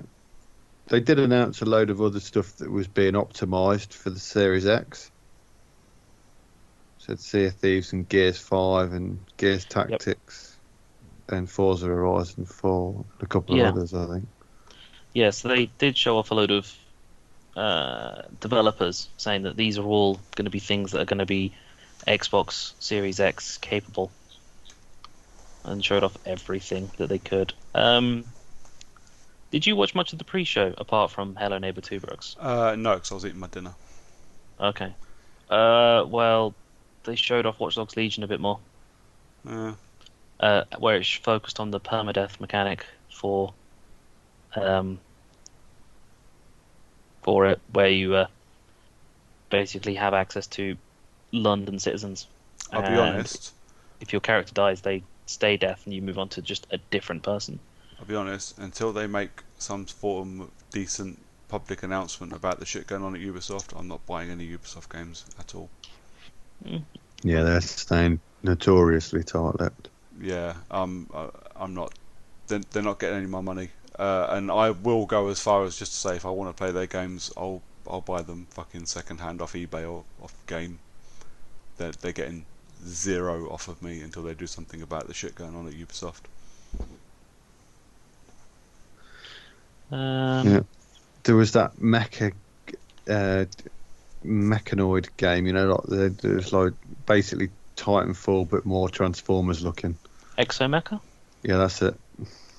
I kind of want to be a little excited just by it being, mechs, helicopters, robo dragons, but it seems to be like a typical FPS free to play, probably going to be Fortnite-esque. Not quite battle royale, but it's somewhere between Fortnite and Overwatch. Is my expectation. Just like almost every other fucking game that's come out recently. Yeah. Like, what was that? Rocket something? Oh Rocket yeah. Quest? Rocket Quest, Rocket Legends, something like that. I know the one you mean. Yeah, which is just a weird Overwatch Fortnite hybrid. What was the zero gravity one that Cliffy B made? Yes. That was kind of fun. I enjoyed that, but it died on its ass. It did die extremely quickly. Lawbreakers, wasn't it? That's the bad boy. Yes. That was a lot of fun, but yeah, it properly died on its ass, and then Cliffy B had a fucking hissy fit and ran off to cry to his mum. I was just like, I literally just went, typed in Cliffy B, and the first thing it is a Forbes article. About him quitting. Yeah. Yeah. Because no one played Lawbreakers. Because they're all busy playing Fortnite and Overwatch. Pretty much. Yeah. Bless him. He said he blamed the failure of Lawbreakers on politics and gender-neutral bathrooms. Yes, he did. Because he's a fucking moron. Oh, Cliffy B's a fucking dick. He really is. He's made some cool games, but as a person, he's a fucking knob. And one for Lee in Dragon Quest XI. He's coming to Xbox. Move and along. will be on Game Pass. The only Dragon Quest X-esque game that I think I ever played was Blue Dragon. I don't even know what that means. Blue Dragon was a game. Okay. I'll take your word for it. I think was in the same universe as Dragon Quest, I think. But I've not played any of the Dragon Quest games. Not that I won't say for sure that I haven't, because there's probably a good chance I have, but I don't know if I have one. not. It's not on my radar whatsoever. No, nor mine. But Not really. that was the pre-show, which was probably as exciting as the main show. I don't really have time for JRPGs. They're always too big now. I've still got decades to play. I've still got Final Fantasy VII Remake set on my shelf waiting for me to put in, and every time I look at it I go, I'm going to be 40 by the time I finish that. That's not that long. What, the game being finished or Brooker being 40? Both. But I think that's no longer than an average game, I wouldn't say. I think it was 30 hours for me.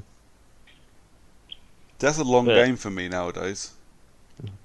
Well, I suppose, but I would be more interested in playing a JRPG, or even a turn-based one, like most of them are, if it had a co-op element to it, I think. And I could play with Lee through it. Saying that, I've still got Darksiders Genesis on my shelf waiting for me to play as well. Fuck's sake. I want to play. I'd like to play The Last Remnant again, but I'd need someone else to be there to keep me entertained while I was getting bored, wandering around, not really knowing what I'm doing. Yeah, Some of their updates for that have looked really good. Yeah. Oh, am I thinking Remnant from the Ashes? Probably that I'm one. thinking that one, not the last Remnant. Anywho, so that was the showcase. Uh, Anything else you guys want to go with on the showcase? Now that you've had a chance to think it through and we've talked about it a little bit, any further comments? Well, they're doing the Ori update. I suppose it's worth mentioning for me because I'm a big Ori fan. yeah, that Respecing that for the Series X. Can it look any more pretty than what it does anyway? Well, it can run smoother, I guess. it does look gorgeous, and I do still need to play. I need to finish Blind Forest. I got stuck and then got annoyed, so never went back. But I wasn't that far into it, so I could probably start it again, I suppose. Yes. Is it on Switch? Yes. Yes. Seems like the kind of game I could get behind playing on Switch. Yeah, just sit on the cowsy, Mm. Switch, play Ori. But that's what I mean, that's the kind of game, because it doesn't require that much thought. It's the kind of game that come end of August, I can sit and play while I'm watching football.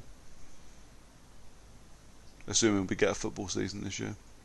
Well, the MLB season's kicked off again, Yeah. Although, and because there's no fans, the cameramen are getting to keep all of the home run balls. nice. But yeah, I do want to play. I do want to finish Blind Forest because I really enjoyed it, and then obviously Will o' the Wisp will be straight on to be played afterwards. Yeah. It does look gorgeous. Yes. Yes, it does. So that's yeah. that's There's some fun looking games, and some that will be instantly played the day I buy a Series X, but nothing to convince me not to buy a PS5 yet. no, and I think that is Microsoft's biggest issue, is that they were absolutely annihilated in this generation. Yeah, they're on the back foot a little bit, and they don't seem to be worried about it. Maybe they don't need to be. Maybe maybe they're doing all right. Maybe they're making enough money doing it anyway. Yeah.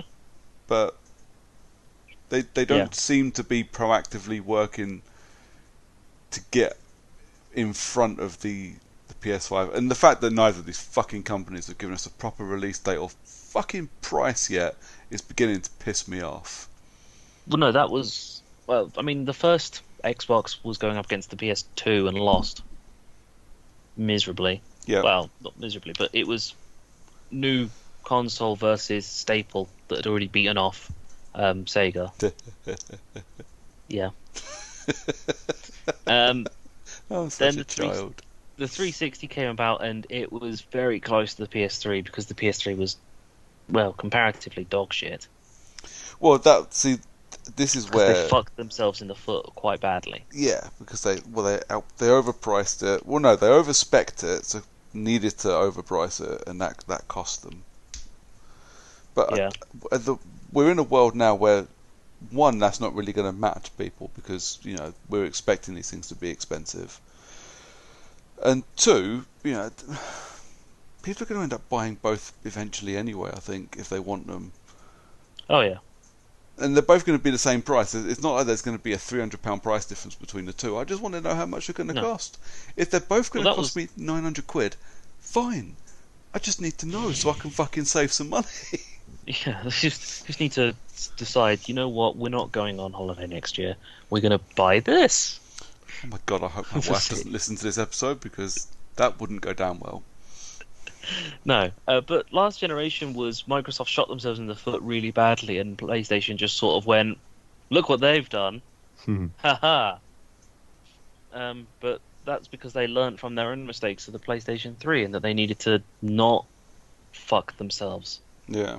With the console and just go, "This is what they've done wrong. This is what we're doing right," and that's why they won last year by landslide. And this time round, it seems to be both of them have gone, we're going to wait for the other one to fuck themselves, and then we're going to jump on that, rather than, here is how amazing we are.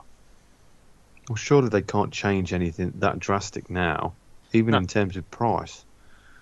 So I don't know why they're piss fighting around. Let's just get it over and done with so that everyone can start planning, because it's not a fucking small amount of money to whack out. You need a couple of months to save for it. The most, I mean, I imagine the vast majority of people in the world have to save for at least a bit of time for 500-600 quid. Yeah. Didn't the PlayStation get announced with price points? American. No. No. I thought it did. I thought it was I No. thought it had the one version, and it was like the one without a distro. No. It was like Because I $30 cheaper. very cynically said they've got a disc and an all digital version, so they can ploy their marketing and go from £499, but actually the £499 one will be the one with no fucking disc tray in it. Yeah. So And you pay an extra 50 notes Yeah. for getting a disc tray. Yeah. Because people will. Yes. Although I'd be happy with the fucking all digital version. But neither have announced a price or even anything close to a price point. And Lee's right. You know, most people have to save a bit. You know, even if you're trading in your current kit, which I mean, I'll certainly be doing. I don't need my PS4 once I've got a PS5. You know, so I'll trade some of it. But I still need to make sure I've got a couple hundred quid spare. Also, holiday 2020. I've got fucking Christmas to pay for. You know. Yeah. Which has to come first. You know. Yeah, if you go and take your Xbox One X into game and be like, yo, I want to trade this in for a Series X, and they turn around and say, cool, that's going to take 30 quid off of it, because they can't, no one's going to be buying a One X. It's not like trading up from an Xbox One or an S to an X. You've got to take it in before release. You've got to take it in and trade it in and stick the points on your card beforehand. But, I mean, the thing is, like, by the end of the year, I'd have bought a new console for me and console for Nikita. So I'm kind of hoping, you know, I get a decent amount of points just kind of sat there then, so I can take another chunk off of my Series X when I go to buy it. But yeah, well, you need to refresh that Game Elite so you can get those extra points. I've got my Game Elite allow monthly payment now, so I just let that sit there. £3 a month. Makes sense. So I'm probably going to be without a games console for I need to try and time it right. It's probably going to be somewhere around end of September, mid-October, in that range, where I'm going to be without console like I was for the last generation. Yeah. After having traded in my current gen and move on and wait for next one. So. But you've also got a laptop that you can game on. Yeah, so it's going to give me a chance to play a lot of my laptop, my PC games. Yeah. But I'm quite lucky in that aspect. But it's also going to be hopefully moving house. Yeah. Roughly the same time frame. Yep. So I might not even have the ability to play a console whilst moving house. So it's going to be okay, fine. I can be without it for a while. Yeah. And be happy with it. Yeah. But I do need to try and sort out TVs and monitors. Yes. Because that's going to be fun. Either way. So that was the showcase and us. Do you want to talk about what you've been playing? Have you been playing stuff? I've been playing stuff. Have you? Nothing that's worth mentioning, because it was almost entirely Motorsport Manager. Okay. Because I know Lee's been playing stuff. Lee's always playing stuff. Lee, what have you been playing? I am playing The Messenger again on Xbox. I do like The Messenger. That's probably one of my favourite games that you've recommended to me, because it's just so much fun. Yeah. When do you plan on playing Carrion? Probably at some point soon. I generally wait a few weeks after a game's been released until I play it anyway, just especially the smaller ones, just to make sure that they're all patched up. Cool. So, yeah. Playing Bastion again on my Switch. Cool. Which is also excellent still. Is that the one I played? Probably. Yeah. What's the other one? Transistor. Transistor's the one I've still got to play. Now Bastion's the one I finished. Yeah. Transistor's, I think, my favourite of the two, but Bastion, yeah, still brilliant. I'm on the last level, actually, to be quite honest. And I've played The Last of Us 2 from start to finish. The game is so good. Yeah, it is fucking phenomenal. I don't think I can't articulate I'm better at slagging things off than I am at giving high praise. So I'm struggling to articulate the words that I need to explain just how fucking good it is. And it's tough when you still need to kind of keep it spoiler free. Yeah. I can quite happily leave it at that. If you've not played it, play it. If you've not played the first one and extended DLC, play it and then buy 2 and play it straight after. I'm curious. I've not played the DLC. Oh, the DLC is amazing. And I say this with all the respect in the world, because I know there are a couple of people that listen to this that don't have PlayStations that are watching or have watched playthroughs for The Last of Us 2. What do you think to people only watching the game? I'm not utterly convinced that you can experience a game by watching it.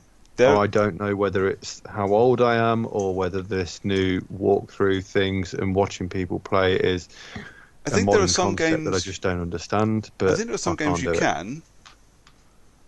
I think that you could quite happily, I suppose, watch a Call of Duty campaign and get the feel for it, because it's basically like watching a fucking action movie War film, yeah. But for this, you would remove you have to so play much of the tension and the urgency, and everything would be removed because you're not in that situation. Yeah, it's which the moments, means that it's the moments, and I won't, like I say, I won't spoil anything, but it's the moments where, let's say, you're mashing buttons, doing shit that you really shouldn't be doing, and you feel fucking horrible for doing it. You feel horrible for doing it because you're doing it. You can't get that. Yeah, there's a couple of those that I really didn't enjoy. But at the same time, that added to the gravity of what happens and the storyline within the game. It forced you to do what that. It does to the story and what it does to you, I think, is nothing short of genius in a storytelling capacity. Yeah, and I agree. And one of the things that sort of stood out in those sections more than anything is that even though you'd gone through most of the games slitting people's throats and stabbing them in the chest and sort of blowing their faces off and lobbing pipe bombs at them, those other sections just were brutal. I think me and Paddy said this in our fucking marathon 6-hour podcast. The thing with The Last of Us, and I think he did as well, what blew me away wasn't just the moments that you were doing stuff that you didn't want to be doing. And I text you, well, when we were texting about it after you finished it, I said to you, I've never fucking pleaded with a game before. Never. And I did with The Last of Us. I genuinely begged the game to stop what it was making me do because I didn't want to do it. And there are times when it's equally as powerful in the fact that you're not doing it. The game's just taken over and now it's cutscene. And it's equally as powerful because you should be the person doing it. And it's the thing with The Last of Us is it's not just the gameplay, it's not just the story, it's the fact that you have to sit and be a part of it.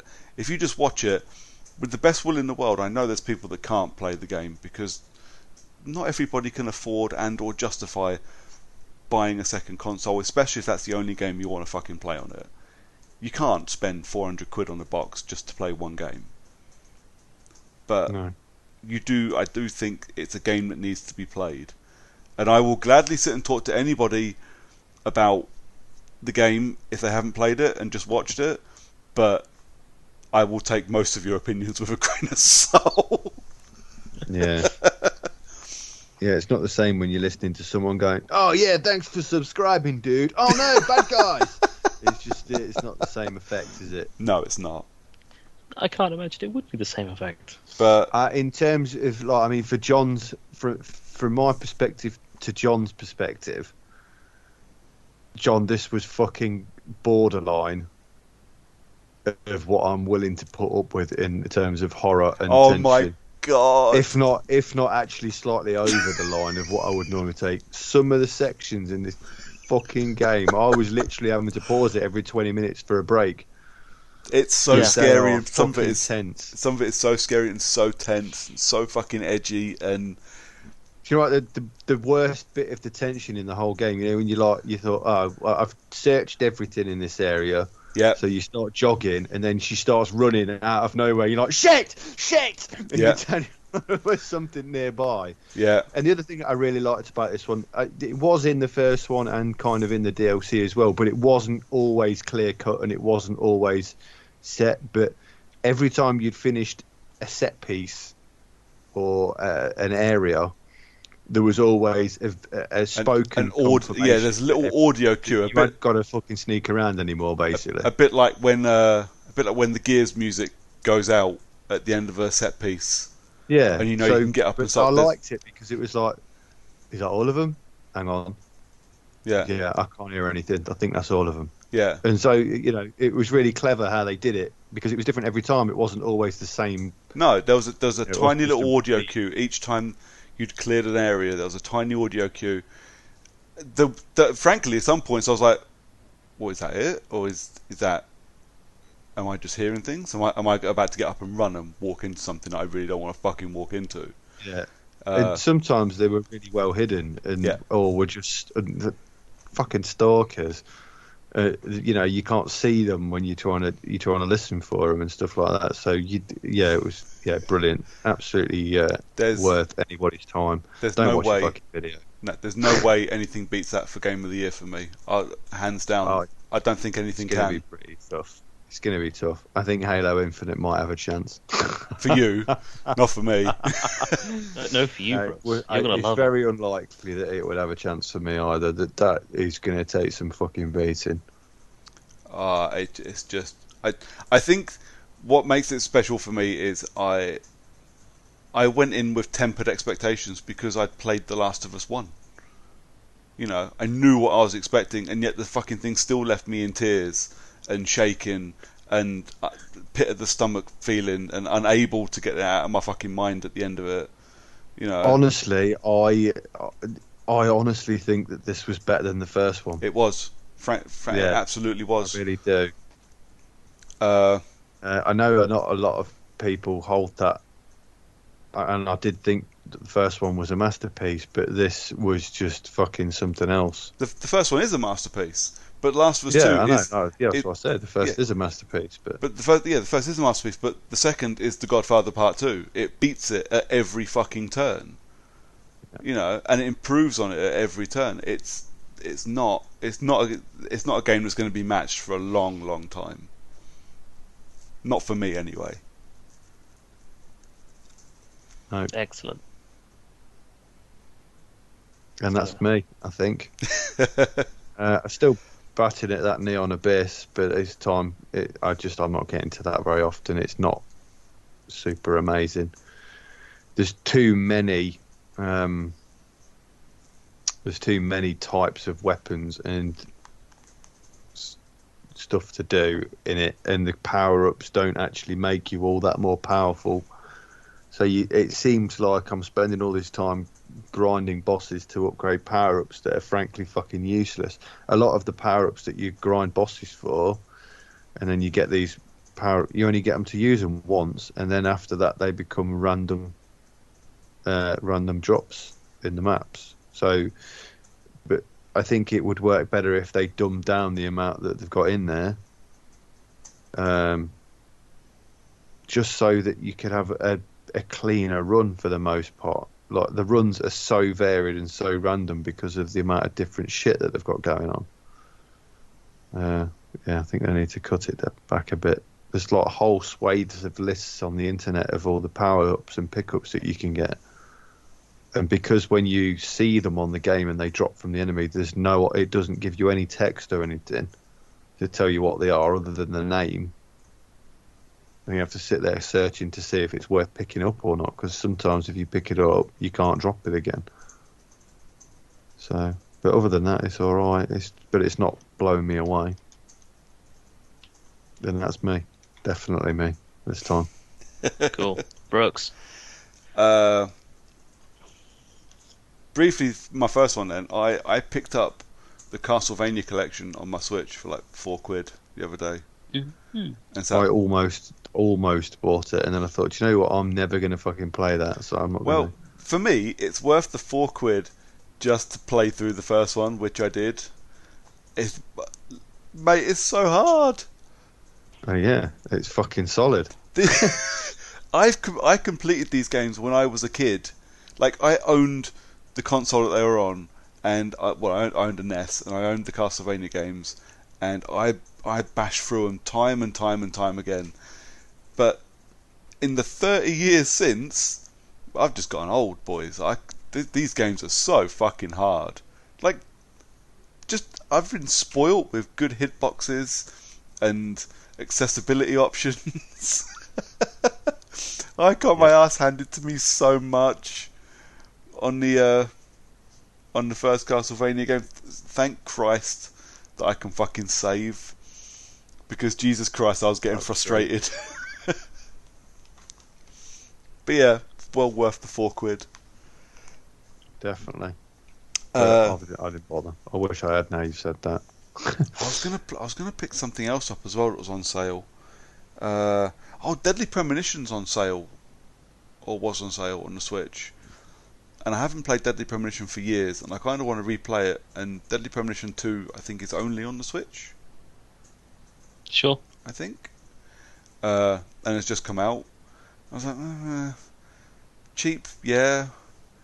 Am I likely to play through a 20-hour detective game twice on the Switch? Probably not. So when they go dirt cheap, I might pick them up. But the only other game I've been playing, and I bounced straight into this from my Last of Us playthrough as well, or my second Last of Us playthrough. I genuinely thought I would have funked out by now and just given up. I started Ghost of Tsushima, which is Not The Last of Us 2. not Last of Us 2. It's infamous developer Sucker Punch's open world samurai game.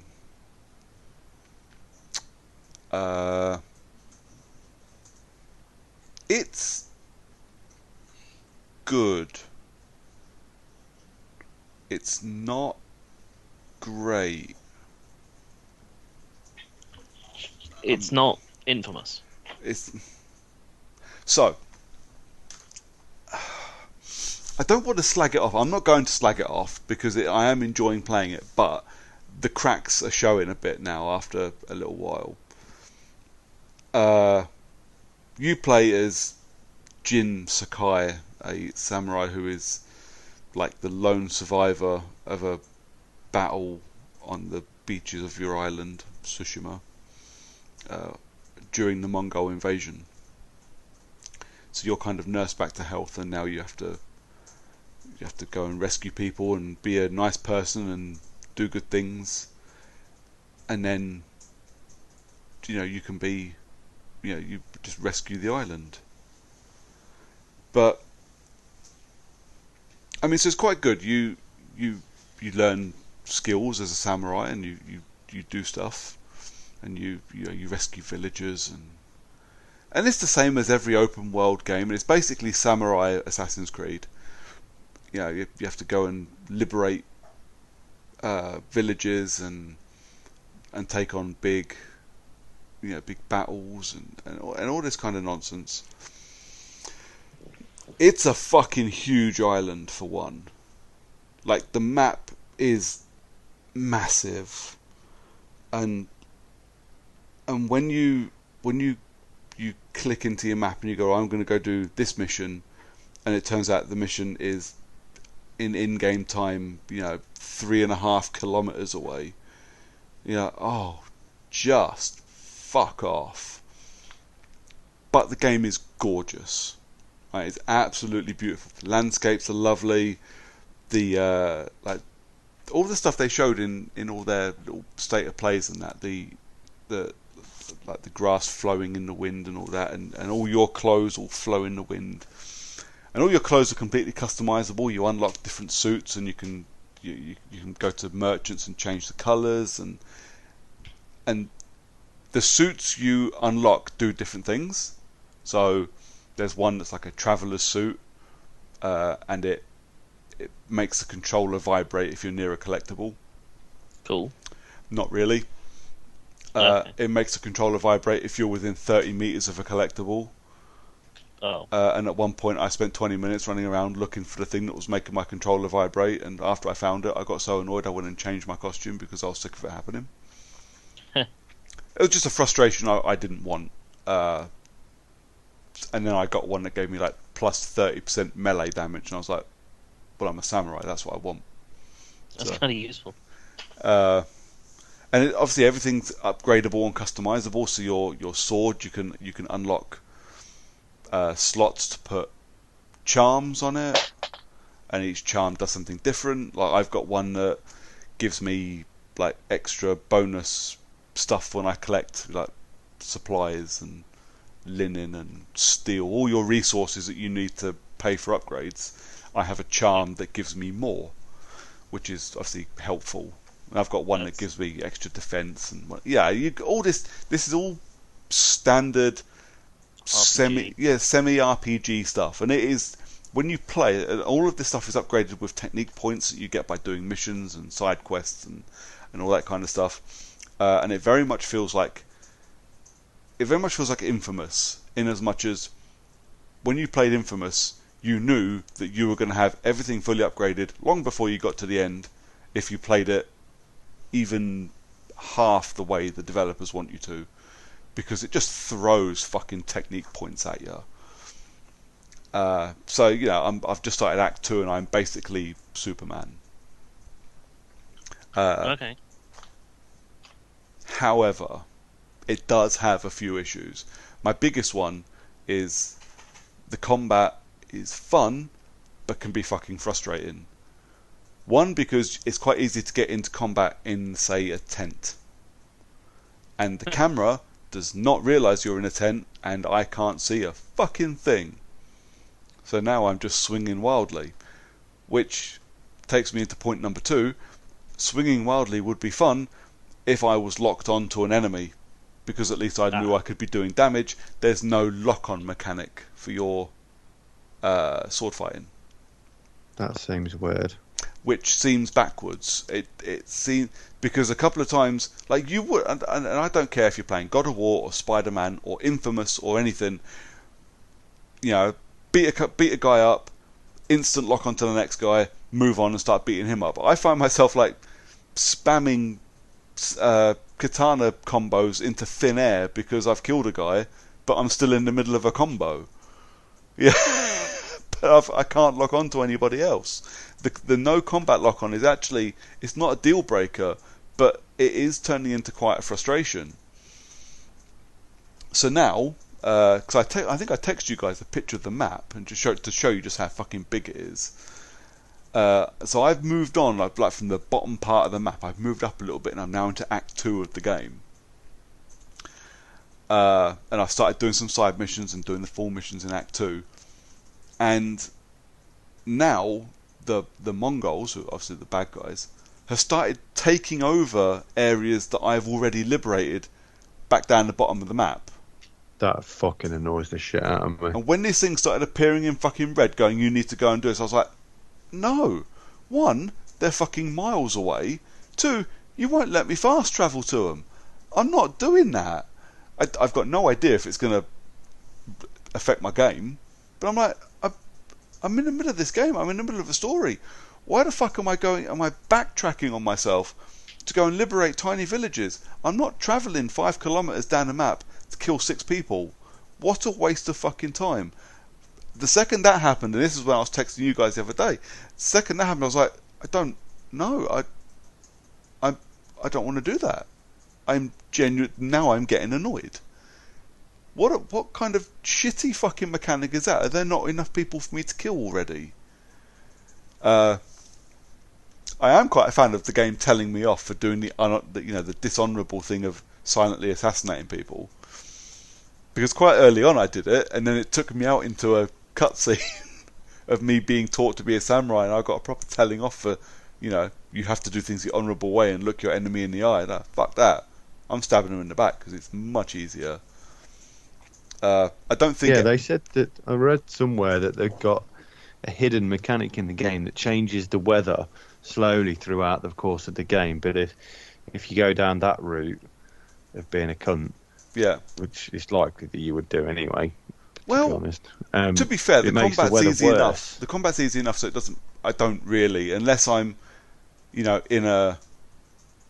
I don't know, if it says quietly clear out an area, I quietly clear out an area. But what I tend to do is I tend to sneak in, kill a couple of guys just to level the playing field a little bit, and then just normal, just get into combat and start fighting. It works quite well, but and you can see, the game doesn't punish you for it, but it feels like it's telling you off for doing it.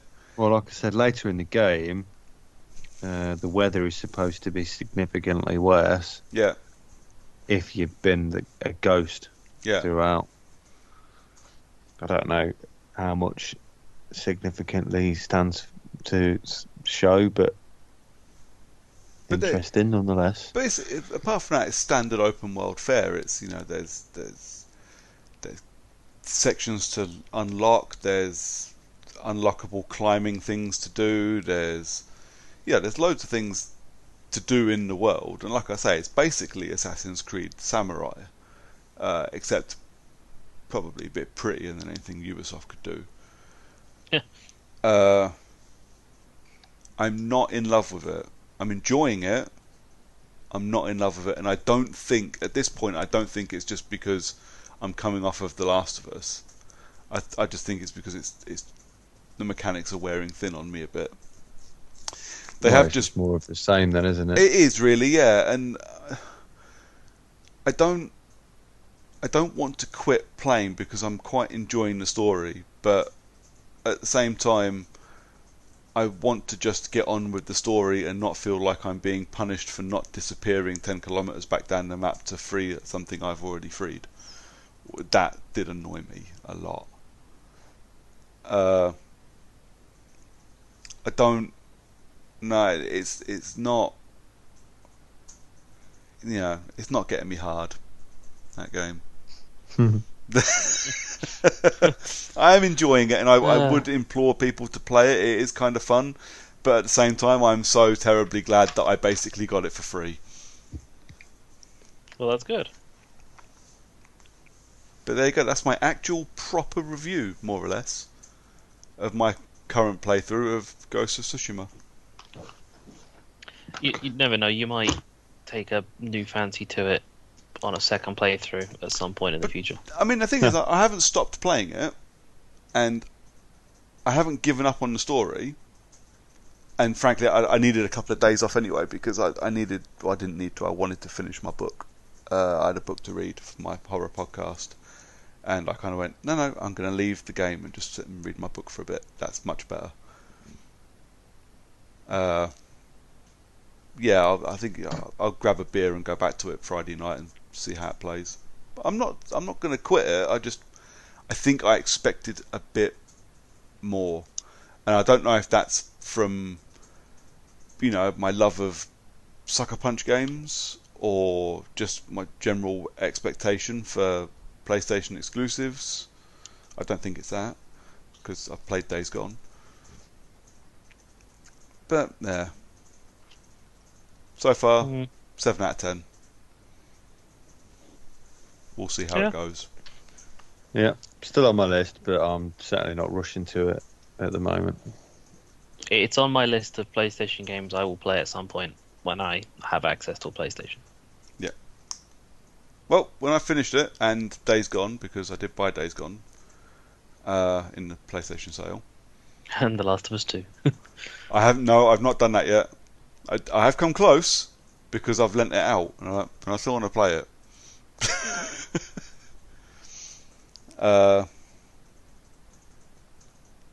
But I do I think when I played Days Gone before, I'm pretty sure I was funking off of something else and didn't give it a fair shake. So, for the sake of less than 20 quid, I grabbed a digital copy and I'll give it a go. But as soon as I'm done with Days Gone, mate, you're more than welcome to borrow the PlayStation and the games that you want to play. Okay. I'm happy to take them off your hands briefly. Who knows, it might come at a time when I don't actually have an Xbox to play, so... There you go. So, very gracious. But that's us. Any further thoughts from anyone? I like chocolate. Who doesn't, to be fair? Do you scratch an itch or do you itch a scratch? I scratch an itch. Scratch an itch. But you never itch a scratch? No. I don't feel scratchy, I feel itchy. Generally, if I feel scratchy, it means I need to have a shave. In theory, it should be other people who feel scratchy from you needing a shave. I don't know. I tend to kind of lay with my chin on my chest when I'm reading. It scratches my chest. Give myself my own beard burn. Nice. Yeah. Of course, motherfucker. Yeah. Got old man white hairs in my beard and everything. I don't like it at all. Me too. I don't like it. I don't want to be old. I know I am old, but I don't want to be. No one wants to be old. That's why the Lost Boys are a thing. Yeah. So, on that note, Lee, where can people find you? As usual, it's Pyro Loveridge pretty much everywhere. Excellent. Brooks, you go. You can find me on Twitter at Brooker411. You can find me on Friday night and in a fair amount of Saturday as well. I'm going to mention him because I said I would. Paddy's got a 24-hour charity stream on Friday night if you guys want to come join him. Just to watch, of course. He's doing a charity for Alzheimer's and dementia, and he's calling it The Games I Don't Want to Forget, so he's playing some of his favourite horror games on the stream. So come join in, donate, it's a fucking awesome cause. I will do my best to remember to watch the stream. I will be spamming it from everywhere I can find to spam it from, because it's a charity quite near and dear to my heart, so I will be there as much as I can, and I will spam it away. How about spam it on WhatsApp, because I will not look at Twitter much, because I don't tend to look at social media all that often. Fair enough. So you spamming on Twitter, I will probably not see it until, like, Sunday. Fair enough. A couple of things that I've missed, based on the fact that I spend so little time on social media. It's like, oh shit, that happened 3 days ago.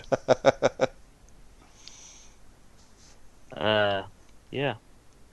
And myself, I am the John_CU on Twitter. Xbox Live, I'm Long Dong Silver. If you don't like us as individuals and you only care about us as the group that we are, then Character Unlock on Facebook, Twitter, Instagram, and other social media platforms are available. You also can listen to this podcast, like you already are, you crazy people. Again, same time, roughly the same place, in another 2 weeks' time. Same bat time, same bat channel. Yes. No, I am showing my age. Told you I was old. You are. Say goodbye, guys. Goodbye, guys. Goodbye, guys. Goodbye, guys.